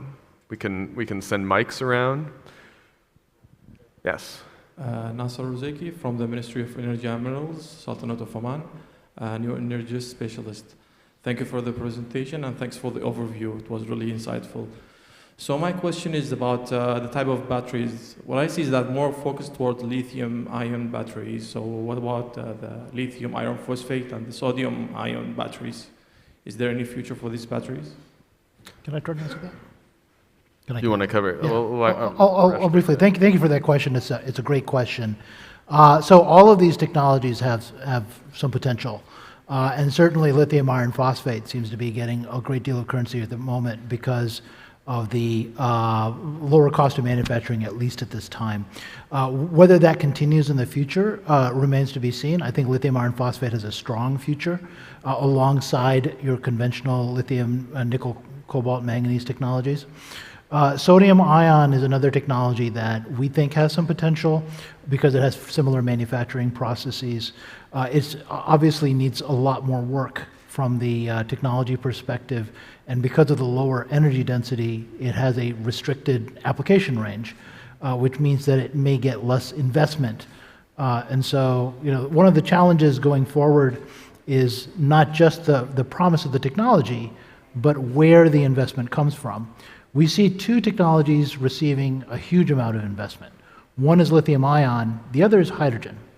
Other technologies are also getting a great deal of investment, but maybe millions of dollars or hundreds of millions of dollars, where there's billions of dollars going into lithium ion and hydrogen. So we have to see how that influences the way that these technologies proceed in the future. Thank you very much. Thank you. Yeah, this is Hamad from EcoPower. Thanks for the presentation. My question is that how do you see the battery storage from the techno-commercial perspective, especially in the combined cycle plants, which are now subjected to mostly cyclic regimes, considering that there's a lot of renewables coming up in the region. So we have the capacity, but the grid requires a spinning reserve. So from the spinning, to keep up the requirements of the spinning reserves, how do you see the battery storage economically and as well as reliability perspective? So I'm trying to, so the question was how does energy storage support providing spinning reserve, or specifically? So energy, as I mentioned earlier, to provide spinning reserve, if you have a synchronized battery system, it can be idle and hit its desired target output within milliseconds, and so it's useful for the that kind of frequency responsive application, and it can do it with very little cycling. So I don't know that energy storage will be deployed specifically for spinning reserve, as its main driver, but it is certainly a service that is well suited for battery storage. So, yes, was there? One question here. First of all, thank you for the interesting presentation. If we go back to the definition and the function of batteries, don't you think, considering the interconnection plus neighboring, let's say, power system, can be considered as a sort of storage if we take it to more of, let's say, a bigger picture? If we take, for example, let's say the seasonality between two regions where they can exchange power, don't you think considering this type of exchange can be considered in a way a sort of storage? This is the first question. Second question, how do you see the development when it comes to uranium battery and utilization of, let's say, nuclear waste, reuse of that? How's the development in that area?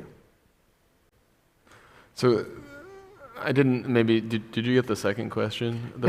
I can try to answer the second one if you want to answer the first. Okay, so I think the first question was about interconnection flexibility and the trade-offs between using that versus using batteries. Is that correct, or could you just say that one more time? Well, I'm trying to widen the definition of storage.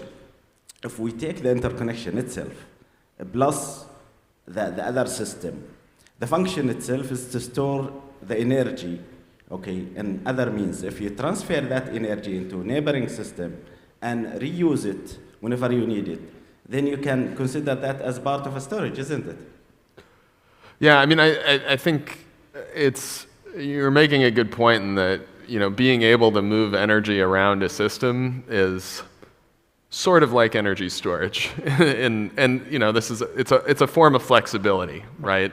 The wider you look, the more potential you have to optimize over a wider region. What we do see is that storage is a good alternative in cases when you don't have the kind of flexibility because of interconnections, having to schedule interconnections or constraints at interconnections between region and region, or interties between regions. So typically more intertie flexibility means less need for energy storage. They kind of complement one another. Do you want to? Yeah. Oh, and I'll just say, I think this is the last question, just in terms of our overall session, and then I'll invite our colleagues from GCCIA, but we're happy to talk during the break. But you want to take the second one? Yeah, I'll just briefly answer your second question. Thank you for asking that. It's a great question. So there are many technologies, including nuclear technologies, that can be used in ways to provide flexibility, just as Ben said. And the kind of uranium battery that you're talking about is one of them.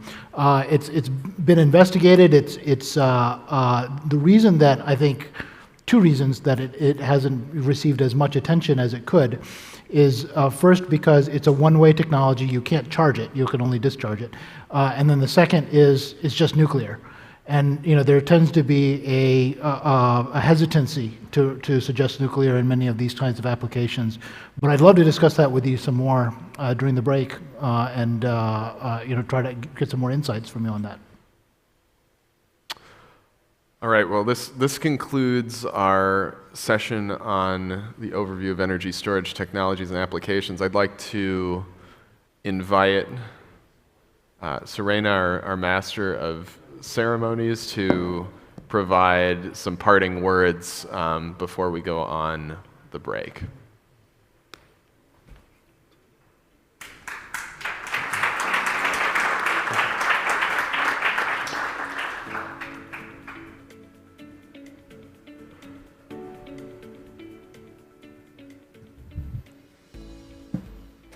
Thank you, Ben Khan. Thank you, Harish. Thank you, Aaron, for the speech. And now I would like to invite Dr. Naif Al-Abbadi, Chairman of GCCIA, as well Engineer Ahmed Al-Ibrahim,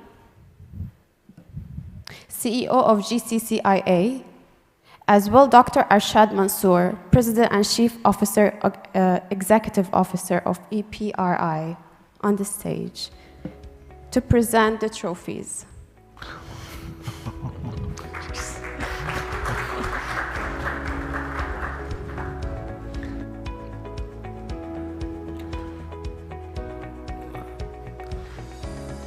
Wow, that's very nice.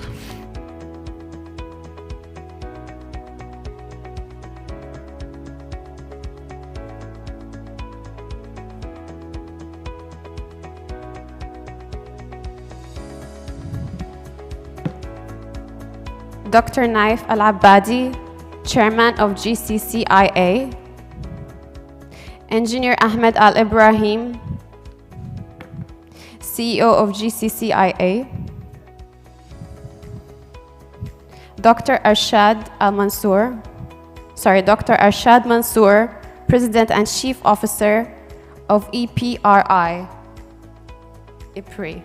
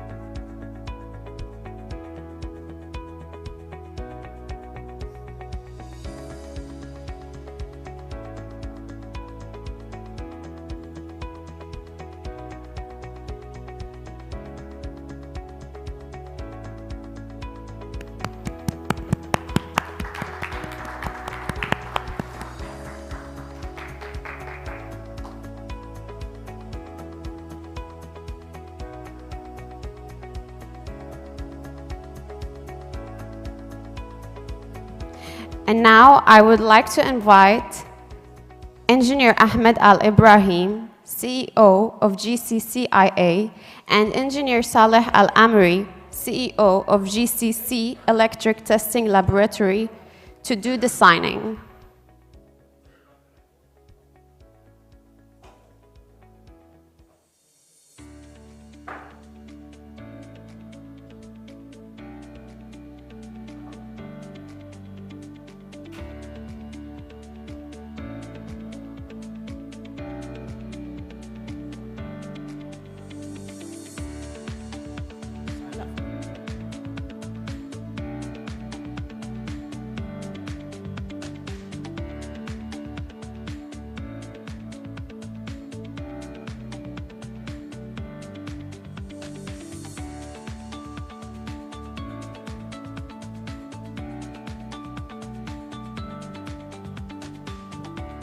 Signing framework agreement between GCC Interconnection Authority and GCC Electrical Testing Laboratory.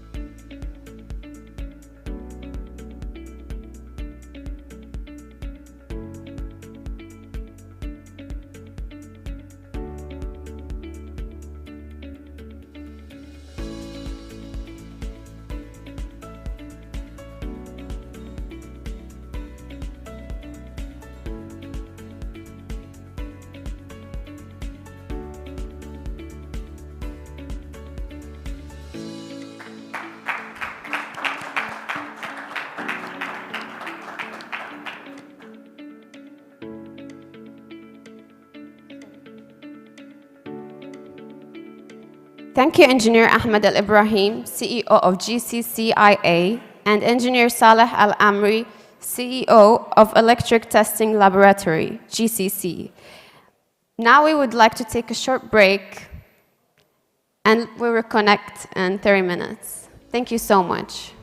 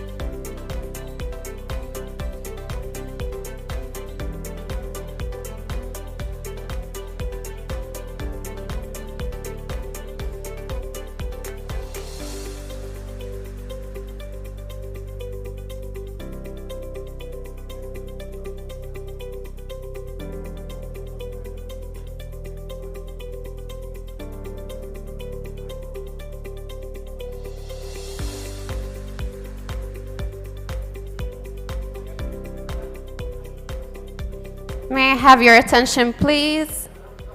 We're starting in a minute or so. Yeah.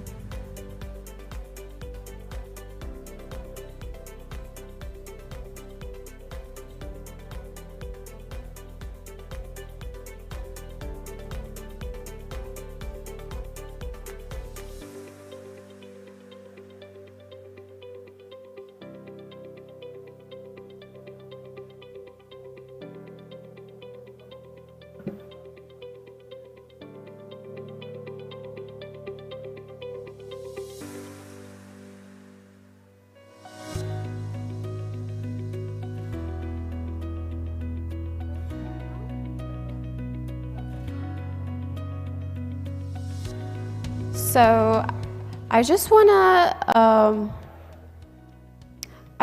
tell you that tomorrow. I just wanna clarify something about tomorrow's optional activity for Expo 2020.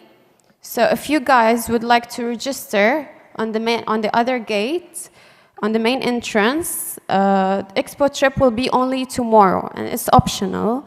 It will start from 4 p.m. It will depart from Sofitel Hotel Dubai, 4 p.m. and the return will be at 9. So if you guys would like to register, you can register on the other gate.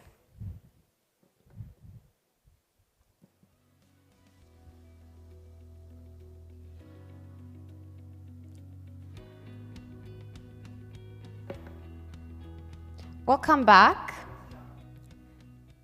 And now I would like to invite Harsh Kamet, Dr. Harsh Kamet, Director of Energy Storage, EPRI,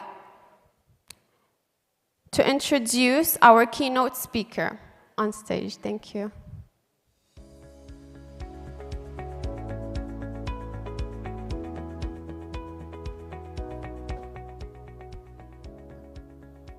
Thank you, Serna. So it is my pleasure to introduce Dr. Arshad Mansour, CEO of EPRI, to give our keynote speech at this time.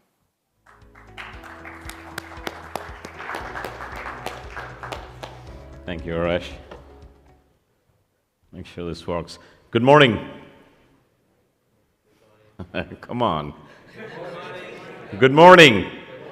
There you go. We were taken to school in the first hour and a half on energy storage. There's a lot of energy storage experts here. I'm not one, and most of my colleagues are, I'm not sure, energy storage experts or not. So great tutorial on energy storage. First, I want to thank GCCIA. I think the partnership we have with GCCIA for a long time now is just blossoming. It's a unique opportunity. We, EPRI, have been built as a nonprofit organization for the spirit of collaboration. We work with 400 energy companies across 40 countries. That is what GCCIA is also built, collaboration with all the Gulf countries. So both our mission matches very closely, and can't thank enough my good friend, CEO of GCCIA, Engineer Ahmed. I had the pleasure of meeting him several times, but it was in San Francisco a couple of years ago, and hopefully hoping to see you guys in the Northeast this year. So I don't have a slide, and be ready for the Q&A. I'm hoping we'll have more time for Q&A because we have an all-star panel. I'm going to say a few words. I'm going to show you a quick video. I'm going to bring the context of why do we need energy storage, how much we may need in the Gulf country, and what do we need to do next. But I'm going to answer all those three questions in the context of decarbonization or achieving a clean energy future. Because energy storage is going to be a key technology for achieving a net zero or a clean energy future. Wind and solar will be a key technology. Nuclear will be a key technology. When we have carbon capture and storage that is working effectively and safely, that would be a key technology. But energy storage in its all form will be a key technology. And if we look at the aggressive goal that we have set worldwide, net zero by 2050, net zero by 2060, and now I had the opportunity to go to Glasgow for COP26. It was an amazing event. It was a post-COVID, the first event with thousands, 20,000 people.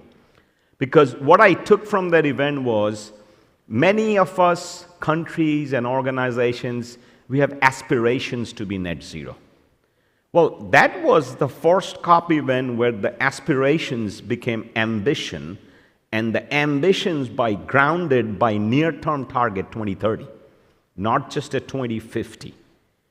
And that near-term target from more than 100 countries are extremely challenging. I am sure there are near-term targets that Gulf countries have also set.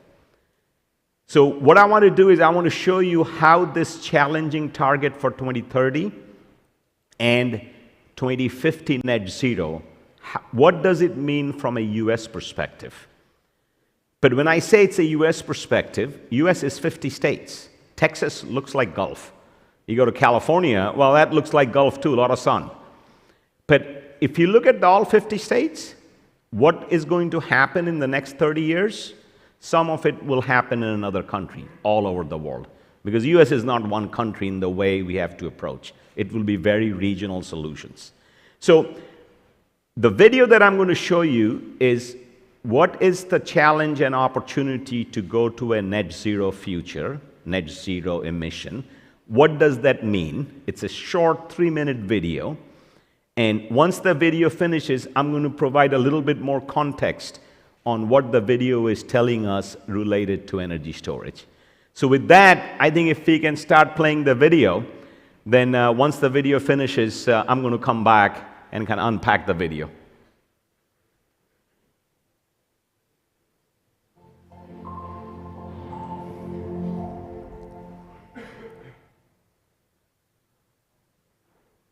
The Electric Power Research Institute is examining the pace of U.S. carbon emission reduction based on a goal of cutting economy-wide emissions in half by 2030. Across the U.S. economy, annual energy-related carbon emissions declined 1 gigaton between 2005 and 2020, driving CO2 about 50% below 2005 levels by 2030 means tripling the rate of decarbonization, accelerating from a 1 gigaton reduction over 15 years to 1 gigaton every 5 years.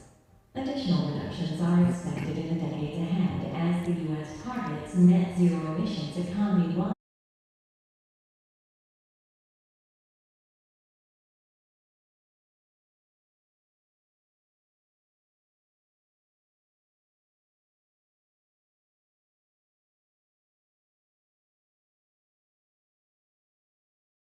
Reductions will need to accelerate over the coming decade to achieve a 3 times increase in the economy-wide pace, with high solar and wind penetration and advanced low-carbon technologies emerging.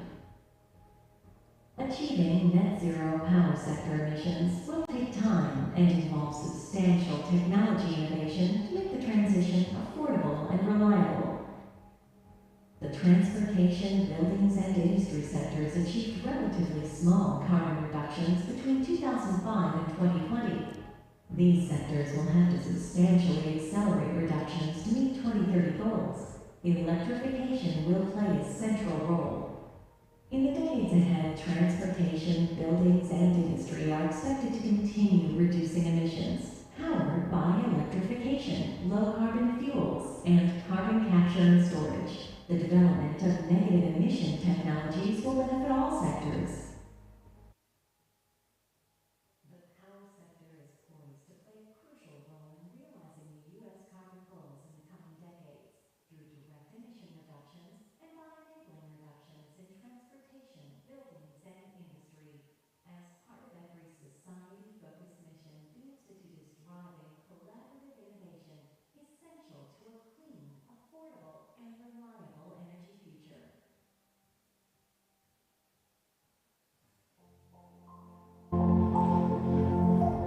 So what you saw was what it means to go to a net zero future from a US numbers perspective.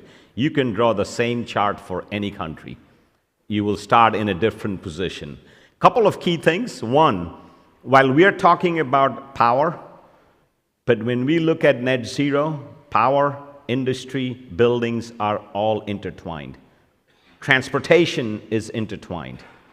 We didn't talk about electrifying transportation.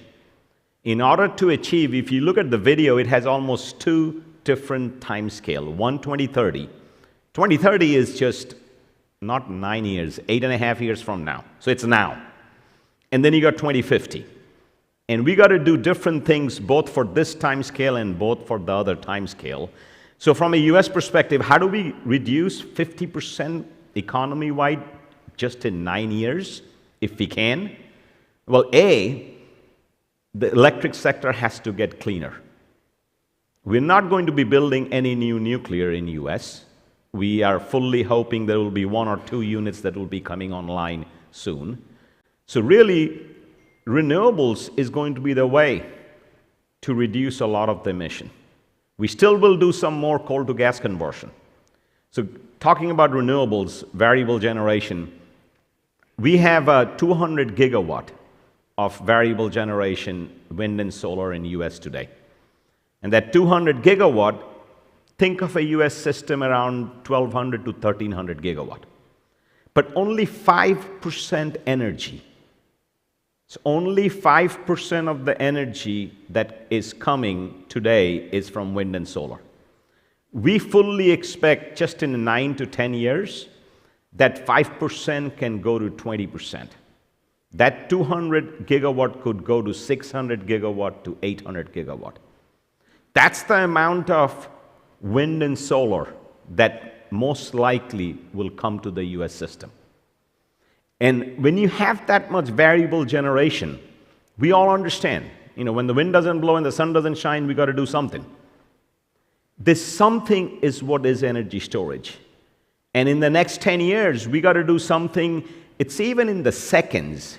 We have seen in distribution, cloud moves very fast, and you have seconds of interruption. So you need energy storage in the seconds time zone. Lithium ion, if you look at flywheel, they will give you instantaneous energy. But then you saw the duck curve. In the nighttime, sun is going down, and everybody's coming home and charging their car and opening their lights. Load is going up, sun is going down. So you need flexibility. We feel in US by 2030, you need at least 30 gigawatt of 4-hour energy storage flexibility.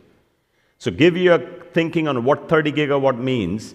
The total energy storage in US, which is mostly pumped hydro, that has been built over decades, is around 25 gigawatt. So we got to build what we build over 100 years in 10 years in order to bring in what we call the grid has to be ready for renewables. The grid has to be ready for electric vehicle. In order to meet that 50% by 2030, transportation will play a key role. Our model, modeled by other national labs, have shown that very likely by 2030, 5 out of 10 new car that is sold is going to be electric. We are already seeing electric car sales approaching 15-20% in California and some other states. We forecast by 2030, 70 to 80% of fleet. What is a fleet? That's UPS, that's FedEx, that's the post office, that's Amazon, all the big, that will be electrified. So you need a grid that is EV ready, electric ready, and a lot of us will be charging at home. So you come back home at 5:30, 6:30, sun is going down. You now added another load when generation is going down. So in the near term, next 5-7 years, flexibility is the key. 4 hours, 8 hours. But then you fast forward.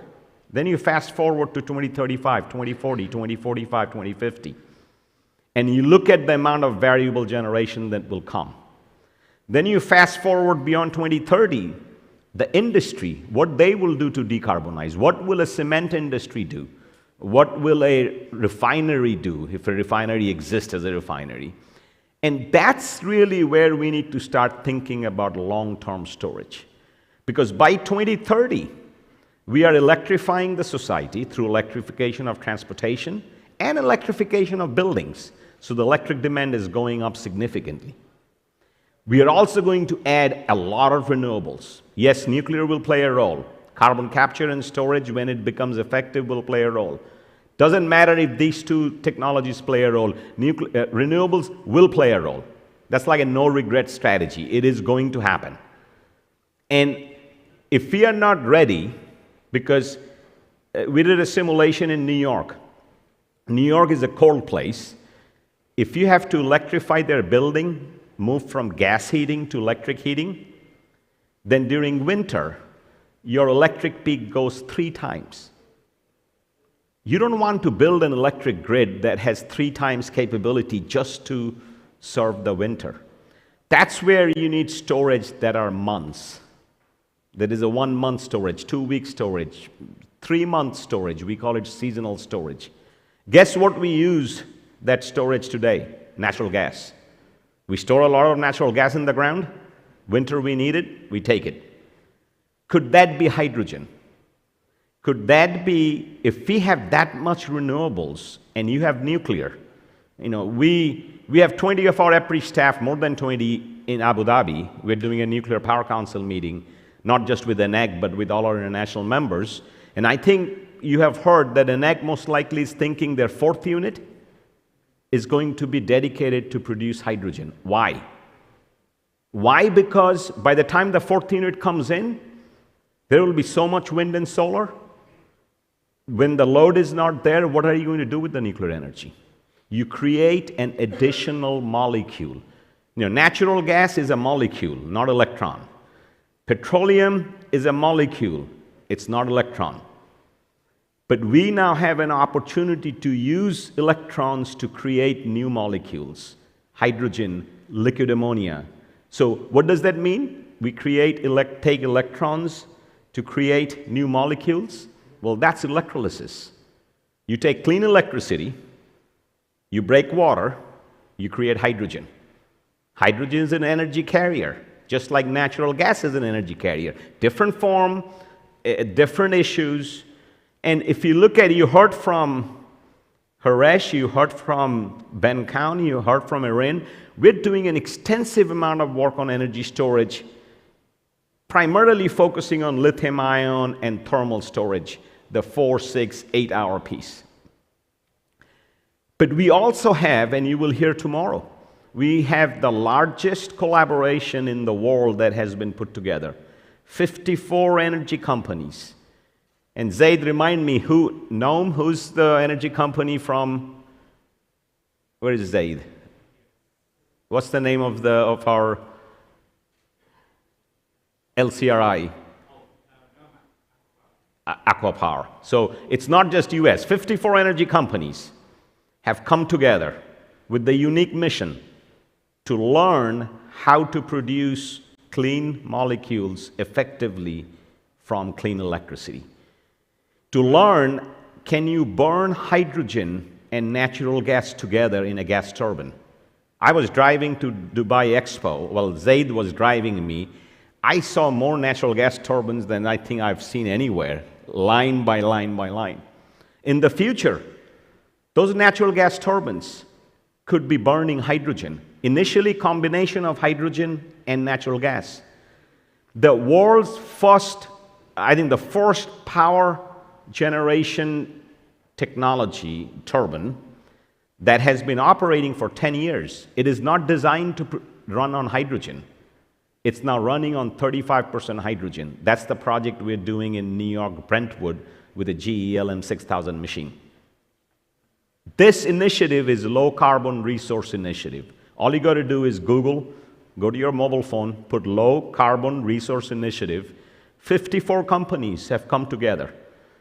Not to do one big demonstration project. Every company is doing demonstration projects, but here's where EPRI comes in. Where EPRI comes in is, let's make sure all the demonstration projects are thought the right way. The design of experiment is done the right way. There is an independent validation of how the technology is working. And let's share the knowledge. You know, you're doing an electrolyzer project, you're doing a project on gas turbine with hydrogen. Let's make sure we share the results. And that's really what EPRI is about, collaboration and sharing results. So I'd say take a look at long-term storage from a hydrogen perspective, take a look at low carbon resource initiative. I think that is one of the best initiative. We're 50 years at EPRI. This is the largest initiative that we have built together. And then you look at the lithium ion side and the technologies that you heard. And I'm going to end up by saying that let's make a pledge at some point of time in the future that just like you're planning for transmission, just like you're planning for generation, you need to start doing planning for energy storage. You need to start planning how much energy storage you want.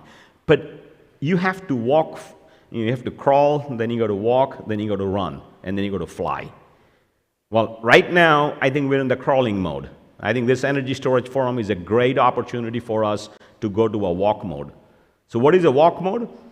Let's do a top 10. Let's take the top 10 technologies, different types of technology, not just lithium ion. And maybe 2 or 3 lithium ion, 2 hour, 6 hour. Let's take some concrete. You know, you can take concrete and put steam in it through a heat exchanger, and the concrete heats up. And then you can put cold steam or low quality steam, and you take the heat and you produce high quality steam. That's energy storage. There are companies that you can, again, concrete, big concrete, very heavy. You pull it up and you pull it down. That's gravitational energy storage. Let's take all these flow battery. You heard about flow battery. You heard about lithium ion. Let's work with GCCIA and let's design 10 pilots in the right way across all the Gulf countries. Some flow batteries, some concrete energy storage, some concrete with gravitational pull, some lithium ion with a different chemistry. And let's make sure we are not just doing the demo by procuring the product and installing it. Let's design the experiment right.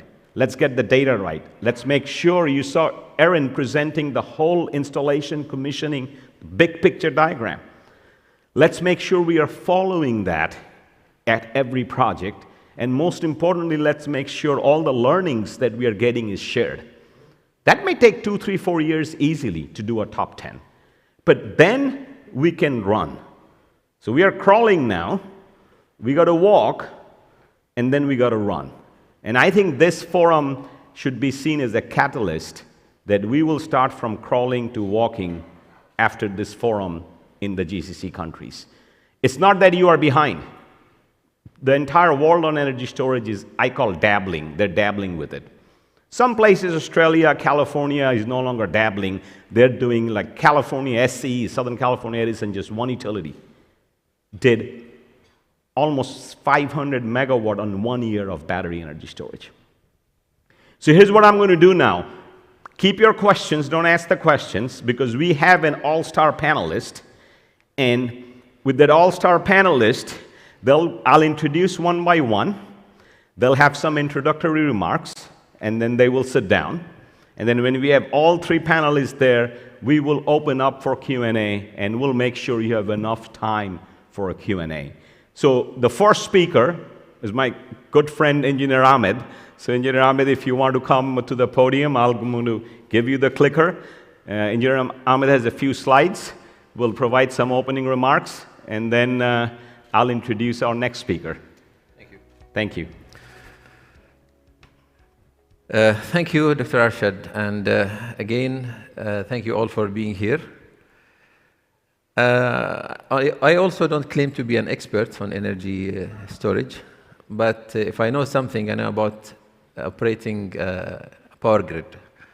And the power grid we're talking about is the GCC Interconnector, which has been in operation for the last 13 years, practically making the GCC power network one network. We have witnessed that the last 13 years, where we have been supporting each other, exchanging power, and now we are facing new challenges in terms of how do we have sustainable grids for the future. And to do that, we have to move together also. We in the GCC are having some challenges with the energy transition. And the challenge, that's not my slide. Yes, there you go. Is how, this is for the whole GCC countries, how to maintain economic growth while simultaneously reducing and mitigating effects of CO and greenhouse emissions. Now, all of the GCC countries have pledged regarding the clean energy and net zero. Most of them have pledged net zero by 2050 or 2060. But this is a pledge. How do we get there, really? Now, if we talk about the drivers for this kind of renewable energy development in the GCC, these are some of the drivers that we can talk about. The energy transition that's taking place, and we are moving towards clean energy resources. And we have the commitment by all, the resulting commitment by all to have net zero by 2050 or 2060. It varies from one GCC country to the next. The opportunity is having high availability of high-yield renewable resources. We have the sun, we have some wind, but definitely we have the sun, and that's really an opportunity that we can utilize for developing our renewables. There is, in many of the GCC countries, shortage in the natural gas, which has been the main generation source in our generation mix. And for that, we have to diversify our generation sector. We also have an established IPP model that has been working in the GCC for more than 20 years. And that can be utilized really to develop utility scale or grid scale renewables. Now, I'm borrowing something from my friend there from IRENA, from their valuable report. This is a report from 2019 showing the GCC sustainability targets for the GCC countries. And if you look across the board, all of the GCC countries have made some substantial targets to develop renewables for the coming years. And especially if you look at Saudi Arabia and UAE, they're leading this, and the targets that are put there are very challenging and need a really elaborate plan to get there in terms of renewables. Now, if you look further, I'll take as an example Saudi Arabia. Saudi Arabia have also revised these targets and made it even more challenging. You see the starting target for Saudi Arabia initially in 23 was 27.3 gigawatts, and for 2030 it was 58.7 gigawatts. It has been revised from the previous one, as you see, and they have taken it further up. And this is also really very challenging to reach there. But with more and more renewables coming in, and according to a study that we did with our friends here in EPRI, there are lots of challenges with high penetration of renewables in our system. And these are some of the challenges. I will not go through them in terms of technical, but you can see things like the balancing and cycling requirement going up by 2 or 3 times from what we have now. So what do we do about that? We need to have solutions. Renewables provide less than 20% of nameplate capacity. So what do we do with that? All these mean that we need really solutions, but we need also an elaborate plan to go along with our renewable plan to be able to operate the systems in the future in a safe and reliable and flexible way. And I think the key is flexibility. How do we achieve flexibility in the coming years with this kind of setup? One of them is the interconnector, and I always like to promote the interconnection. The interconnection will give you solutions for this, but interconnectors are not the only solution. It's only one of the tools that we can utilize and it will facilitate our work. but we need an elaborate set of solutions and plans and strategies to get there. This is the interconnection grid. It has been operating, as we said, for 13 years. It has been able to provide for the past few years. We've been able to develop even the markets or the trading between the member states according to that. You can see through the past years, the utilization of the grid has been increasing, whether it's for unscheduled use or for trading, which is shown in red there. Now, we can utilize the grid for many things. So if we have resources that are allocated in anywhere in the GCC, we can utilize it. So if we have in the future energy storage resources, bulk energy storage resources, we can utilize that and put it on the market and make it part of our energy mix and part of our markets. So the bottom line is there is a need for a GCC roadmap for energy storage. We have been operating as practically one grid. We have been coordinating our short-term operations. We have been coordinating our long-term planning through different entities and different joint groups. But we need to have also a harmonized plan. We cannot afford to be working in isolation. We have to move together. We have to have something at the GCC level in terms of energy storage. And this is the way forward so that we can meet our targets. This is in short my introductory remarks. Thank you. Thank you, Engineer Ahmed. That was great. I want to pick up one point that you mentioned, and there was a question that was asked: is transmission and energy storage, is interconnection and energy storage? I'll give you a more clear answer. Yes, it is. I'll give you an example. Go back to Texas. It looks like oil. Texas has a lot of oil. If you look at Texas, on the West Texas, there's nothing but land. There's not a lot of people who lives there. A lot of oil drilling things and a lot of land. And the land started building wind turbines. A lot of wind. But all the loads are in Houston, Dallas, San Antonio. So initially they were thinking they'll put compressed air energy storage and store it on the west side. And then somebody came up with an idea, let's interconnect within Texas 345 kV. Within 5 years, they put hundreds of miles of 345 kV line. That 345 kV line took the wind from the west, brought it to Houston, brought it to Dallas. So the energy storage was not needed then. Mm-hmm. So grid is also can act as a storage. So I think what you mentioned, the role of GCCIA as not just experimenting with different storage, but also to do study where transmission will reduce the need for storage. That's also important. Exactly. Great. Great presentations. Well, next we have Ms. Gauri Singh. I had the pleasure of being in a Zoom conference, I think, Gauri, with you, but now I see you in person. Deputy Director General of, all of you know, IRENA, International Renewable Energy Agency. Gauri, looking forward to your remarks. Thank you so much, and it's a great pleasure to be here at this event. And whenever I get a chance to speak to the people managing the grid, it just gets me to think that this whole thing about energy transition that we speak about is so much about the grid. It's of course a lot of the glamour is attached to the renewables in terms of how much is getting deployed on the ground. But really, the foundation, the bulwark, comes from how the grids will be managed when we make this energy transition. So I just want to spend, maybe share a few slides with you, just because to give you a visual of what the energy transition is really going to look like.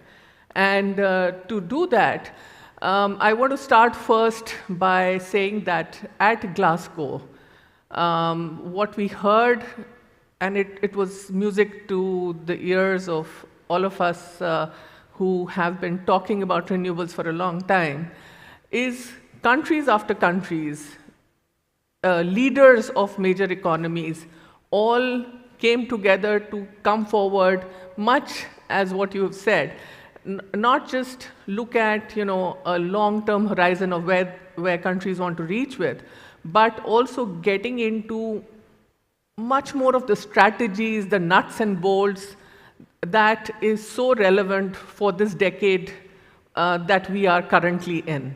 And it's going to be this decade that will really define whether or not we will be able to reach the 1.5-degree goal that we've all set for ourselves. So clearly, what we see at IRENA is that there are going to be really 3 big pillars of the energy transition. And it will be electrification, it will be direct use of renewables, and definitely also energy efficiency, coupled with the role that hydrogen will play, the modern biomass, and the carbon capture and storage technologies. But given this, what we also see is how this whole, how the world will change. So when you're talking about energy transition, we're not talking about just fuel replacement. Because, fuel replacement obviously is going to be a major part of it. But this transition is going to be accompanied by the political, the economic, the technical, and the environmental disruptions that you can think of. It's not going to be an easy transition. It will require a lot of resources, both in terms of funding and also effort from people like you to actually make that happen. So what we are really looking at is electricity becoming the major energy carrier by 2050. And what that means is, if you have more than 50% of the energy being used as electricity, this then creates a completely new system from what we are currently used to. Now, I know that all the grid operators, for them, the frequency is the king. So the sigma that you are really willing to look at in terms of how flexible it can be is very, very limited. But the world that we are going to be moving in is going to be a lot more about variable energy coming into the system. And just to give you some numbers, we just saw last year nearly 300 gigawatts of renewables being added, new renewables being added into globally. This brought the global deployment of renewables to about 3,000 gigawatts. What is being looked at is this number going up to about 8,000 gigawatts by 2030, which means we are going to be looking at adding nearly 5,000 additional solar and 3,000 of wind and other technologies. This is going to be a huge jump because the pace of deployment of renewables is going to speed up. We are looking at this going up to almost 800 gigawatts annually. So you can imagine the space at which the deployment is going to move, which also then means that the energy mix, the electricity mix is going to change quite soon and with very rapidly. So right now, globally, and you said in the US we have about 5%, but globally we have about 10% renewable, variable electricity in the electricity mix. This is going to obviously shift as more renewables like the wind and the sun come in, which then, of course, creates the space for what we are speaking in this forum about energy storage, because that's going to be the key. Now, I just wanted to take a minute just to talk about the kind of investments we're looking at. We're looking at investments in energy transition moving upwards to a scale of almost 4.4 trillion US dollars every year. And a large part of this will go into the grid. So even, I mean, you can see how the investment will increase in the grid because that's going to be the foundation on which variable energy will come into the system. And even though it doesn't get talked about and it's not so glamorous, it has gestation period, but clearly this planning needs to start now. The grid coming along with the storage is what we will have to move towards. So finally, I mean, I think this is something you all know well, but I just want to end with this slide, is that we're sitting in a region which has the opportunity of really making the shift very dramatically because of the kind of cost we are seeing in renewables in the region.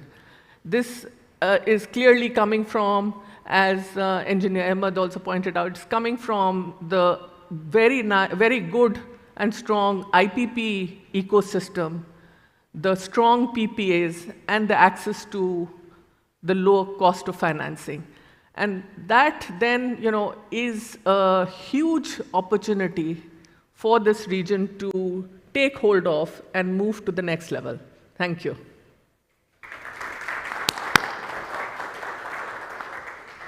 Thank you, Gauri. I think you hit the nail on the head that the grid really is the fabric that will bring together different things that will allow us to do a clean energy transition. And not just different things means renewables, wind and solar. The grid is also going to be critical for the transportation of electrification.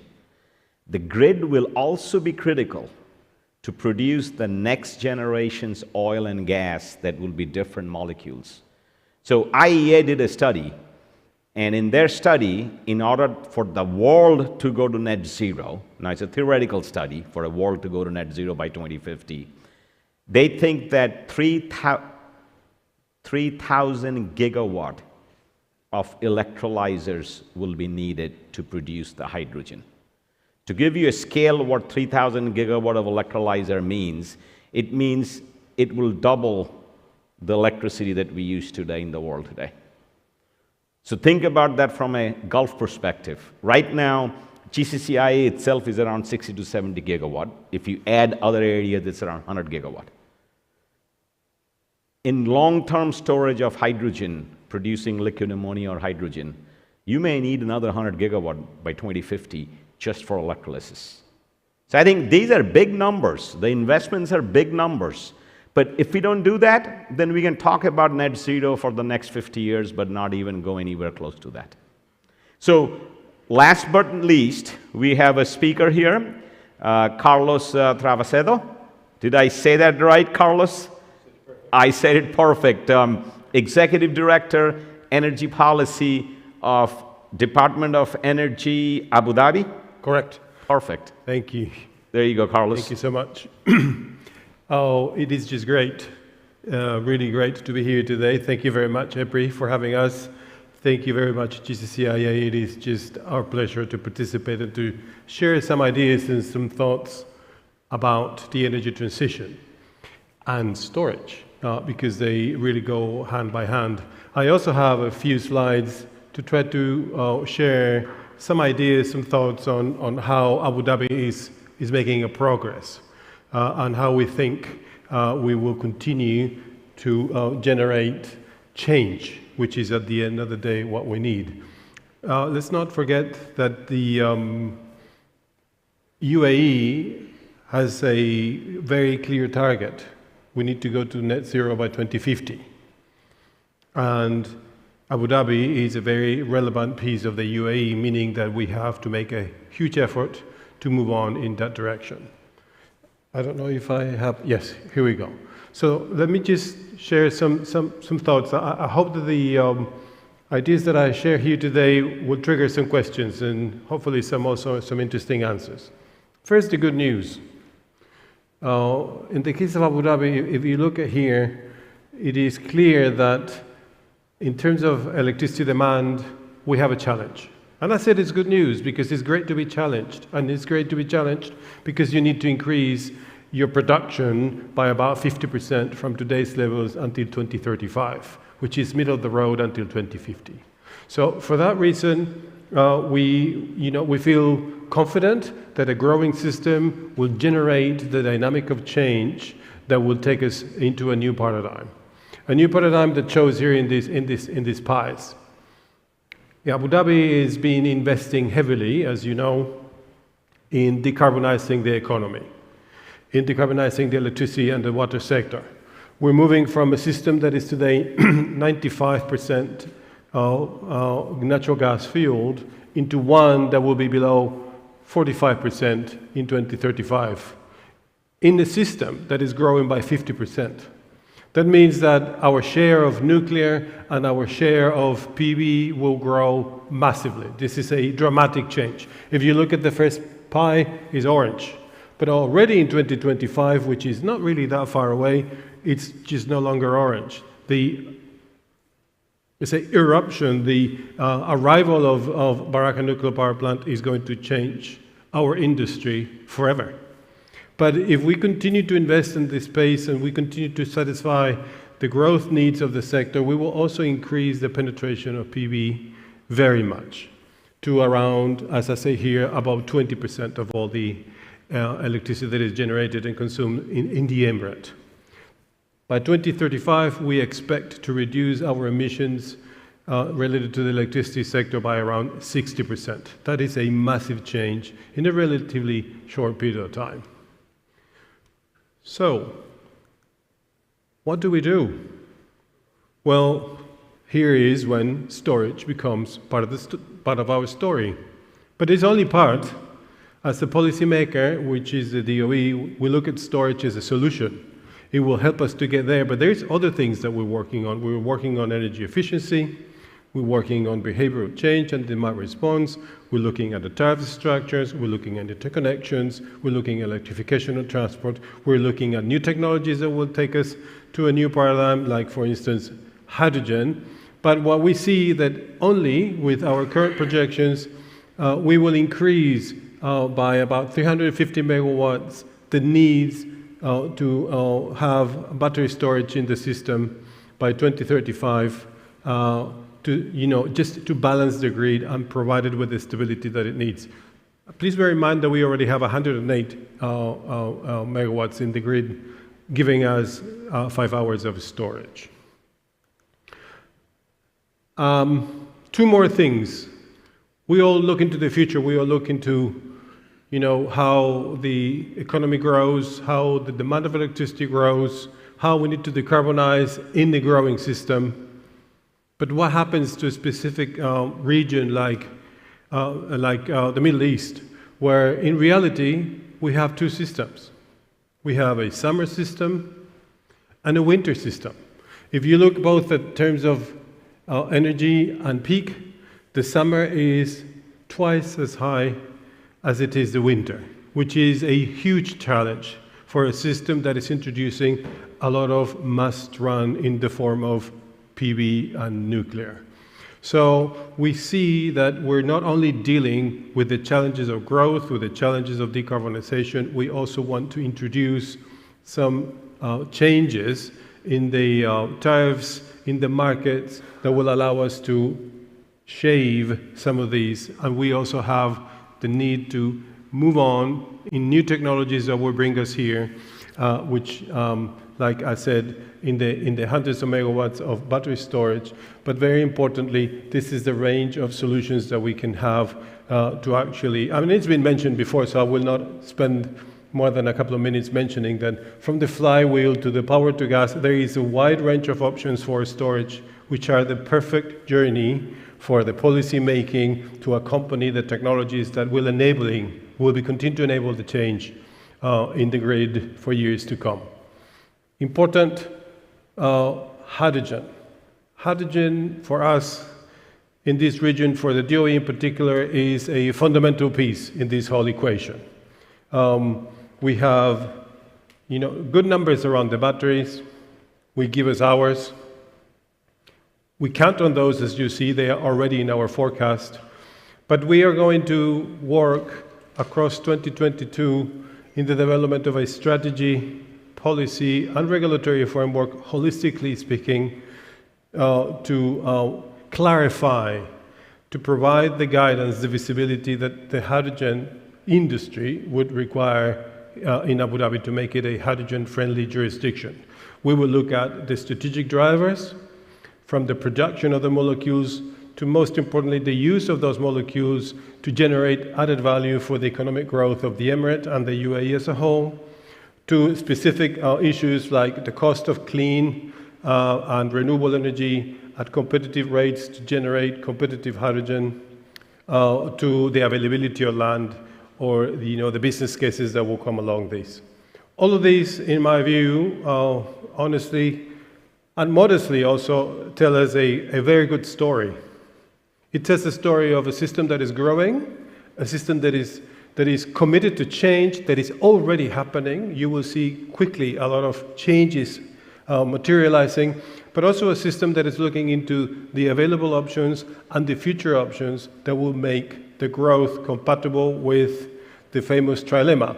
We need to be safe and reliable, we need to be competitive, and we need to be clean. And for that, the Department of Energy is more than committed to generate all the regulations and the policies that will accompany the journey of the investors to make the whole journey successful.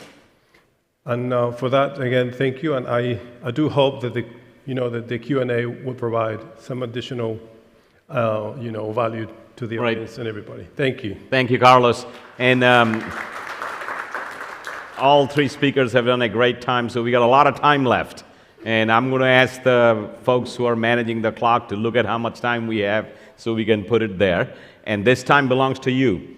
So let's get the QR code if we can. If you can put the QR code, you can just take your phone and scan the QR code, and you can provide some questions or feedback through that. But what I would prefer is you speak. There is a mic somewhere that's floating around. Who has the mic? There's a mic there, there's a mic there. So let's start with the questions. If you don't, I will have some of the questions, and when we get a chance, let's put the QR code, and I've got my phone with me, so I will be monitoring it as well. So let's have an engaged session with all of you, with the three speakers, and you heard all of them bring very, very important points that we need to consider in the Gulf region. So questions? Don't be shy. There is one right there. Thank you very much for the insightful presentations and the graph. I mean, it was really helpful to know that what we should do to reach the 2050 net zero targets. So my question will be, I will speak about the electrolyzers. You said that we need about 3,000 electrolyzers to reach that target. So what are the key enablers to reach that target in terms of the electrolyzers? For the mass production of electrolyzers, it's a big challenge at the meantime. So at the GCC region, if you're looking to expand that capability to reach to that target, what are the steps? What are the baby steps that we need to take on? Thank you. You want to address that? What do we need to do on electrolyzer? We've got some of our own views at EPRI, but let's hear from Carlos, you, and then maybe... Sure. Indeed. I mean, at the end of the day, the function of the electrolyzers is related to the ambition of the different jurisdictions to actually generate that hydrogen, which is also linked to the necessity of the industry at the end consumer to actually utilize that hydrogen. So I think we should look at the house from the foundations as opposed to the roof. I don't know what it really means to have a given number. What I know from a policymaking point of view is that I need to generate a framework that allows the potential investors and the consumers to de-risk their perception of the business that has to flourish. In other words, we need to generate the confidence, the supply, and the demand will follow that confidence. How do we do that? Well, to me at this stage, at least from the perspective of Abu Dhabi, it is very clear that we need a public-private partnership. Both the policymakers and the regulators and the commercial side of hydrogen need to align in what is it that is possible to do, at what pace, and we need to allow for the investment to perceive the reduction of risk, and therefore to make hydrogen as competitive as possible. On the other hand, we need to make sure that hydrogen is perceived not just a wild competition for yet another commodity out there, because, you know, I don't think having a 1 or a 5% differential in the generation cost of hydrogen is what we should pursue. I think we need to look at hydrogen as part of an economic function where added value is achieved, because it is more around the trading of the products that are made with clean and green hydrogen, as opposed to selling the hydrogen itself. It's just because of all the different uses that hydrogen can have as an energy carrier, as a storage, for industrial processes, for transportation, for air transport, for a number of things. It's more about how you use it and where is the added value of hydrogen in the equation, as opposed to how much cheaper you're going to make it than your neighbor. So we need to have a holistic view on how to push hydrogen forward. The key at the beginning is to secure the supply and the demand, and to de-risk the investment in this nascent technology. Maybe a follow-up to you, Carlos, because you're Department of Energy. So if you look at wind and solar, yes, technology has progressed tremendously. Cost has come down 80–90%. But rebates and incentives played a huge role. Go back to 2001, go back to Germany. The electricity that the grid produced was 10 cents a kilowatt hour. They started with their policy that provided 40 cents a kilowatt hour feed-in tariff, 4 times more. So are you thinking of, if natural gas is $5 a million BTU, to provide a feed-in tariff of $50 a million BTU to bring hydrogen in? Is that some sort of a policy construct? How do we do the same thing we did with production tax credit, investment tax credit, and with feed-in tariff with hydrogen? Well, that's an excellent question. I wish I had a straightforward answer. That's why we're going to be working on this hydrogen landscape for the rest of the year. But each jurisdiction, each market has its own set of rules and regulations and its own priorities. We don't have a feed-in tariff system here like in other jurisdictions they had in Europe, or a contract for differences, or a tax break system like the United States. But definitely incentives can be materialized, in my view, 2 ways. One is to produce the incentive directly, one way or another, to ensure the purchase of a given amount of hydrogen, of a given kind of hydrogen over a period of time, enabling, the de-risking of that particular project until this one and others alike generate a growing market, where then the market forces and the technology improvements and the learning curves take you to a sustainable, economically sustainable business case. Alternatively, the other way to do this is to mandate a given percentage of participation in your production of whatever it is, electricity, sustainable aviation fuels, or hydrogen production for industrial uses over a period of time, allowing the market to understand that is not optional. It has a cost, and then it's either for the market to absorb it or to demand support for that particular target to be fulfilled. But anyway, that is a fundamental question. The role of incentives in a nascent industry is very important, and the lessons that we learned from a good number of jurisdictions where the incentives were not rightly defined are issues that we are looking at carefully. Thank you, Carlos. Gauri, Engineer Ahmed, you want to add something to the electrolyzer and hydrogen? Yeah, I think, I just want to add to what Carlos said. And in this region, and in UAE in particular, I think the emphasis here is to look at a dual approach of looking at blue hydrogen and also green hydrogen. Naturally, green hydrogen because of the cost of renewables. But in terms of what is probably needed, I think Carlos put it very well, that apart from the technology coming in the shape of electrolyzers, which will go down as the volumes increase, but what's also critical and equally important is to create a market demand for it. And any industry or any nascent sector can only grow if they see a long-term visibility in terms of the market demand. And that, I think, is going to be the most critical piece that governments will have to look at to enable this ecosystem to start and to flourish. Engineer Ahmed, want to add something? No. Let's, where do we see our next hand? We see two hands, 1, 2, 3. So let's start with wherever the mics are. Oh, we had a fourth one. Okay, after that, make sure we address, we got 2 right here, and we got 1 right there. Yes? Yes, my question is about, with the ambitious plans for renewable set by many countries and the associated capacity for storage required to keep the flexibility of the system.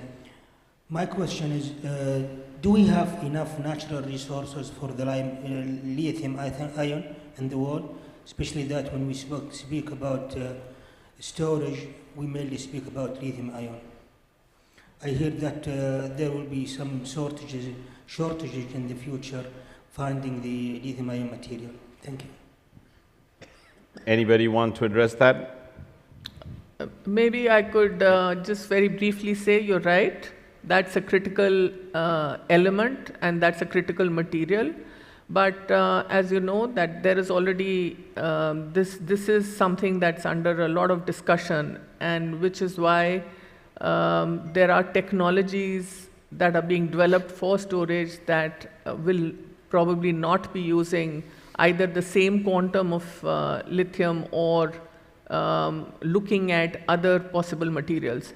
So this will, at least in the, I mean, we're looking at a medium to a long term where the expectation is, because of the large R&D effort that's going into developing batteries, keeping this very issue at the center that you've just stated.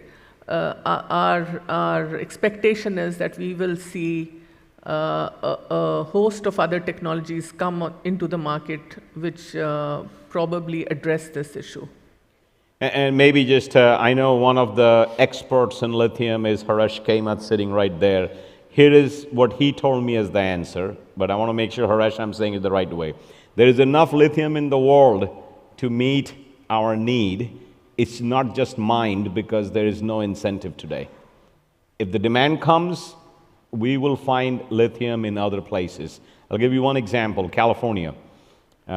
Google California geothermal. California has a lot of geothermal energy. The geothermal energy, the brine, the liquid, that liquid has lithium. They're now working on how to separate that lithium. That could be a much less energy intensive way to bring lithium than to do mining. So if the demand is there, the market will come, and Chile or a couple of the other countries that we hear about that is producing lithium, Australia will come in, US will come in the production. Harish, did I say that right? Harish is saying that I got that right. Let's bring the mic right here. There are 2 gentlemen on this side. Right there. Either one. Start with one and then go with the second. Okay, thank you for the talks, very insightful. My question is to Engineer Ahmed about the GCCIA.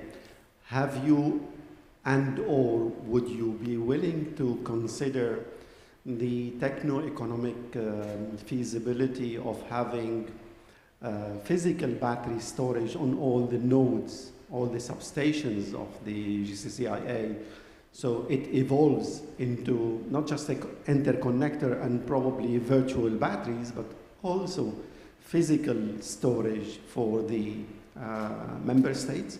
Would that something that you would be willing to consider, or technical feasibility? Yes, actually, this is one of the things that we have considered and we have studied. We've started studying one of this mega scale storage project. It's basically a pumped storage project that we were considering, and we have done a study, a feasibility study for that. And this is part of the way that we're looking at it. We have one grid, and if we have certain grid scale storage on the grid, then we can utilize it for multiple countries. It's not only for one country, for multiple countries, and it can be part also of the market. So we are willing to consider this, and this is part of what we are studying actually and considering. Let's do one thing. Let's pick from that side. There was somebody who raised their hand on that side. There you go. And then we'll go back to there. So we'll kind of rotate both sides. If you don't mind, if you just introduce yourself quickly so we know who's asking the questions. Yeah, my name is Mohammed Al-Hamad, Market Operations from GCCIA. Actually, thank you for your speech, Dr. Arshad, for very wonderful introduction. And actually, I would like to ask, especially in our area here, how we can mature our infrastructure or the systems that's allowing the pilots. I don't know how it is going in the US, for example, implementing for example, pilots to use the batteries or any type of storage to have it in commercial way or in the market way. So what's the item we need to mature our pilots to be as a catalyst or to be in the same trend of developing this product in the system and commercialize in the future, that's fulfilling our targets to engage the renewable and another thing. Wow, loaded question. So I'll try to give a simple three-part answer. Part one, I think we need to build core competency in the Gulf region to understand the whole energy storage installation. You saw a slide that Aaron had. How difficult it is to do even one project, everything that you have to consider. EPRI has produced a lot of material.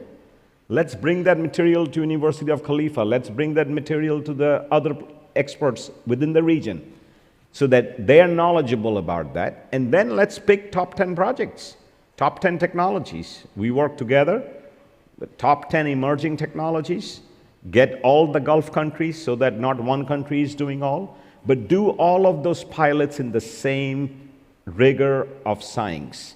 We have seen too many times pilots are done just by paying money to the technology provider.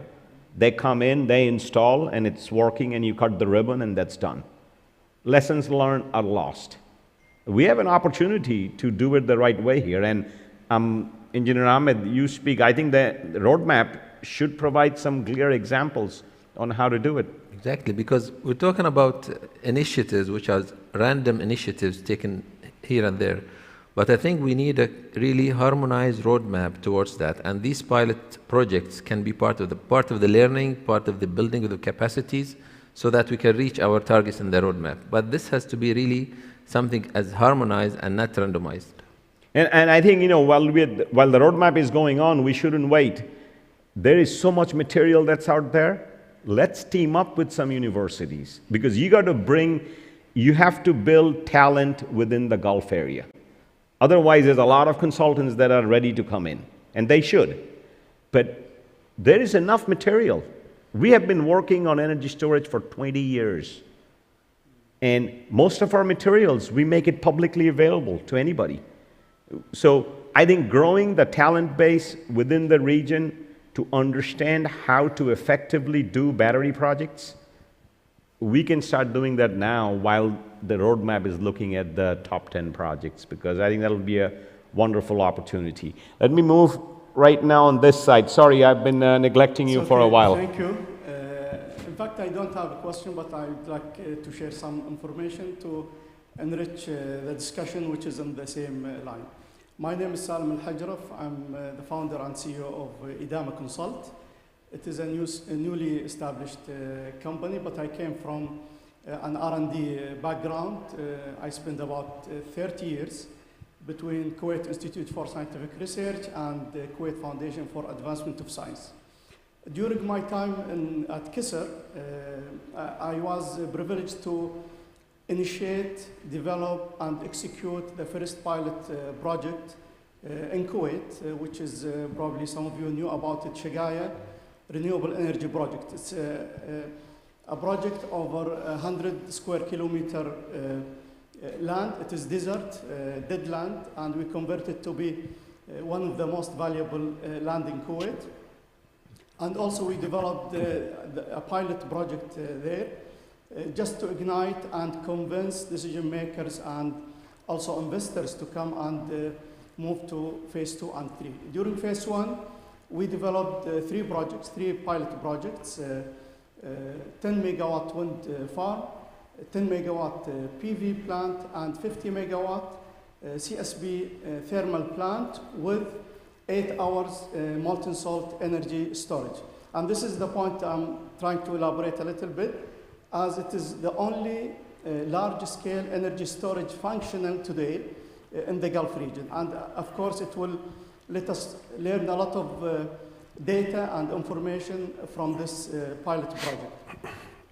When we designed the plant in 2012, we tried to utilize the demand-supply curve. We have exactly same supply and demand curve we have in UAE or Saudi Arabia or any other countries. We tripled the demand during summer, and we have about 30% capacity utilization during winter.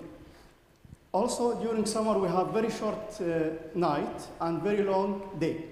We utilize that long day to run the 50 megawatt solar thermal plant, plus charging the 8 hours molten salt tanks.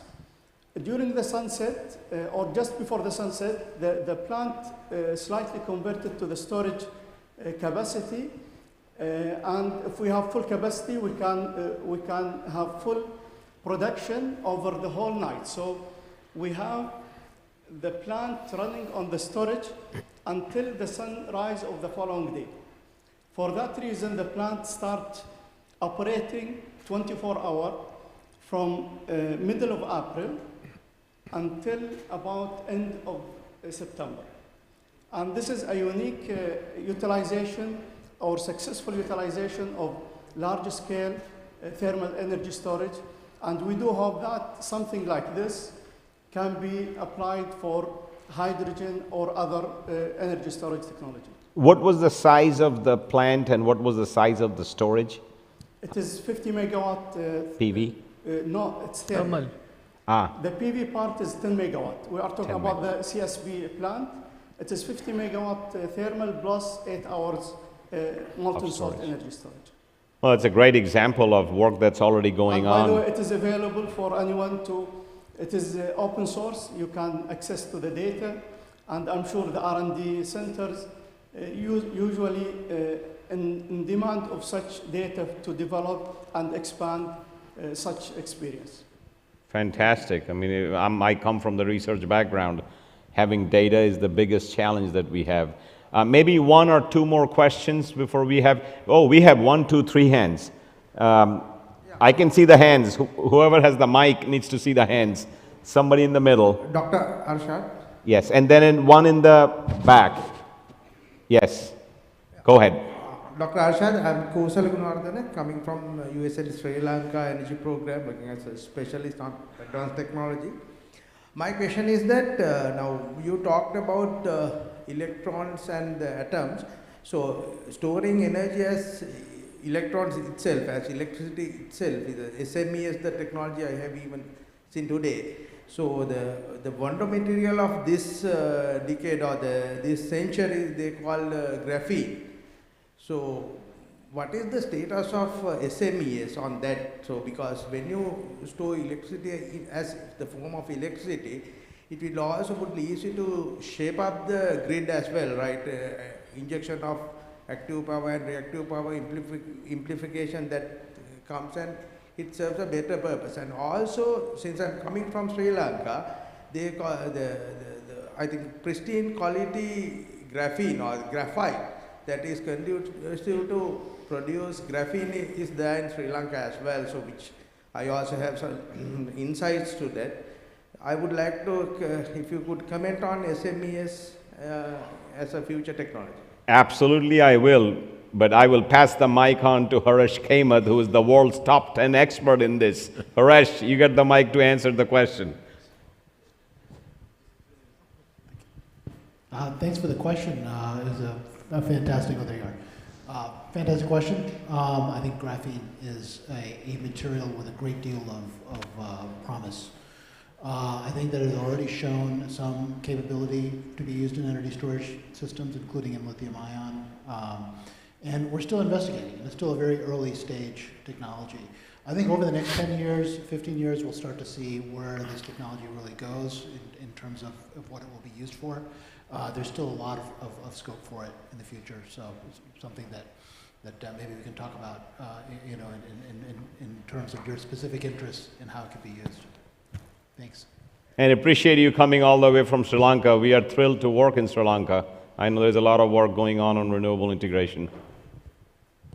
Okay, we had a lot of hands, so I lost count of hands. There is one in the middle right there that I can see, so whenever we are ready. Yeah. Yep.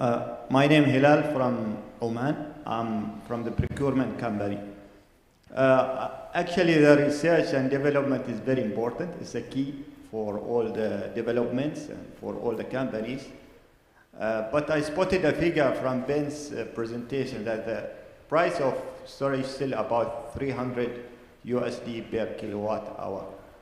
And normally I will not go for bringing a technology within my project unless it is cheap enough or competitive enough.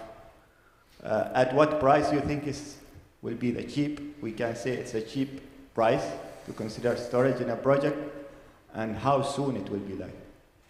Well, I will follow anybody answer. My answer is different application has different cost benefit. So not all applications, the same price could work in one application and may not work in another application at all. And so even $300 a kilowatt hour, if you're saying that will work in some cases, how much low it can go? I have heard that for electric transportation batteries, we can see one day it's going to $80 to $100. Is that correct, Haresh? 80 to 100. That's like but that's how much more it can go low in terms of. But right now, whether $300 a kilowatt hour, there may be projects that are good at $300 a kilowatt hour. Depends on the application. Depends on. Remember, Ben showed all the benefit stream. Are you getting ancillary service benefit? Are you getting this benefit? Are you getting that benefit? So if you stack all the benefits the right way, even at $300 a kilowatt hour could work. If I may add, I think when you're considering storage and the cost of storage, you have to consider the whole spectrum that was shown to us, you know, whether it's short-term all the way to seasonal. And this is where you have to put your plan. And that ranged from the slide from $300 to $10, you know, and you have to have this kind of mix. I think when you talk about storage, we still think about batteries, but batteries are not the only storage that we need batteries maybe for operational domain, but then we need something on the longer term. So you have to have a combined cost. And if you talk about the cost now, you know, we all remember what the cost of renewables was and how it came down. And this is something that will happen to the batteries, in my opinion, also.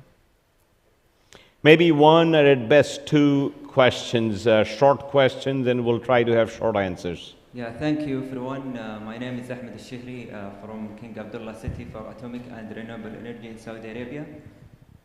My question as expert, are there any old policy or adoption of a new policy that must be made to clear the way for energy storage in the GCC? And thank you. If I may just share a reflection, I think the policy is related at the end of the day to the economics, right? And the policy is related to the challenges that we want to assume in the system as such. If we need to decarbonize the system, if we need to go to a sharp reduction of emissions, we will require energy storage. As I said, alongside very many other policies like electrification of transport, demand-side management, energy efficiency, interconnection, market reform, tariff reform. It's a holistic view. We see, from the policymaking point of view, storage is an enabler. I don't think we require a specific decision on specifically designed for storage. We just need to look at a system that will require storage, and that demand will be fulfilled through the different technologies that are available and are actually developing. So that is my general view. But obviously there might be different views around the table. Well, we are about to close this session. I tell you, we could have gone one more question? Okay, one more. Yes, thank you very much. This is Mohammed Al-Ghamdi from National Grid, Saudi Arabia. Part of my question was answered about the availability of such materials, but I'm looking beyond availability into sustainability, and while sunlight and wind are renewable, cobalt and lithium are not, and there are also rising concerns about the practices of extracting, storing, and disposing of these materials. Is this of concern to EPRI, IRENA, and other players within the energy transition plan, or is it a non-factor when looking into such timescales? Thank you. I would say absolutely yes. It has to be a factor. We have to look at the total life cycle.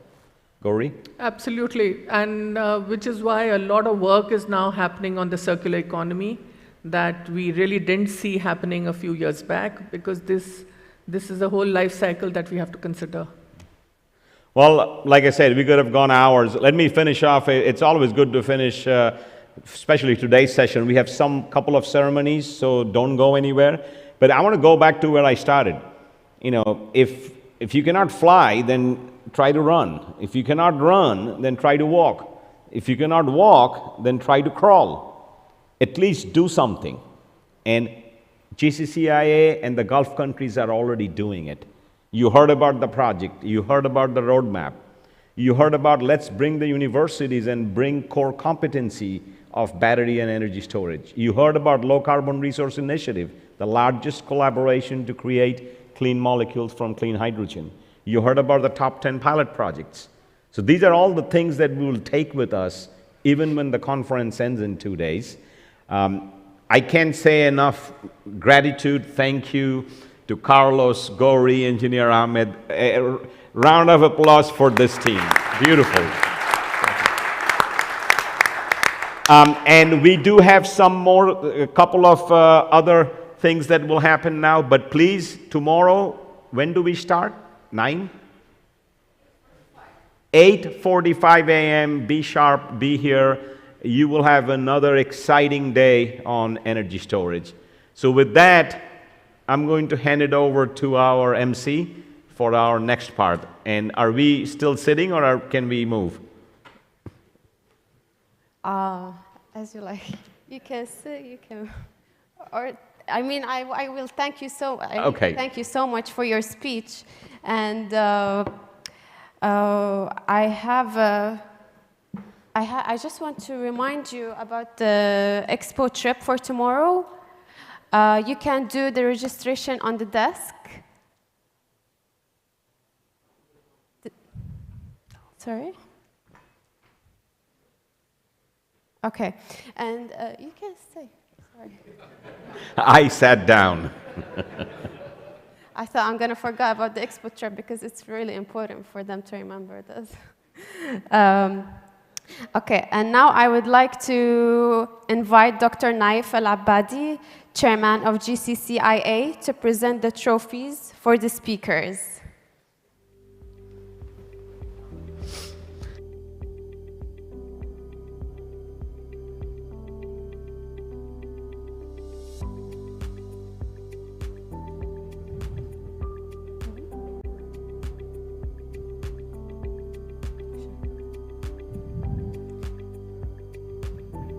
Okay.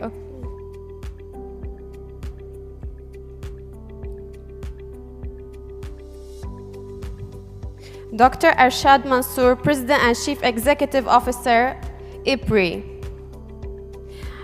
Gary Singh, Deputy Director General, IRENA.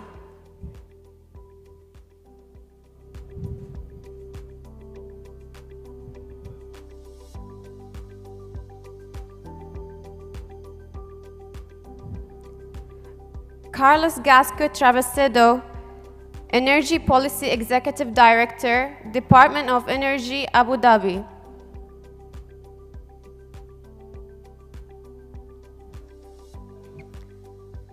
Dr. Ahmed Al Ibrahim, Chief Executive Officer, GCCIA.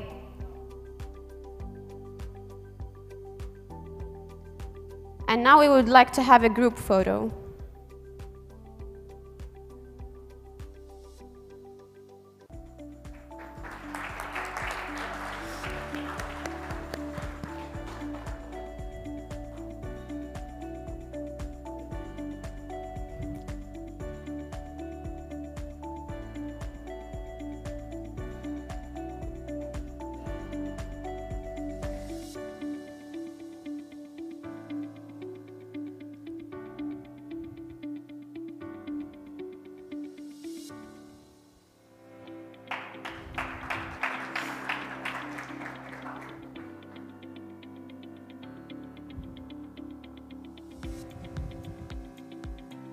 Thank you, Dr. Naif Al-Abadi, Chairman of GCCIA.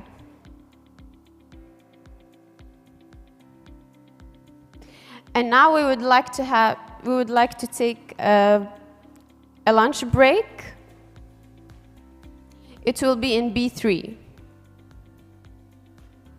And also we will reconnect tomorrow morning with our second day of the event. Thank you so much for attending today's event.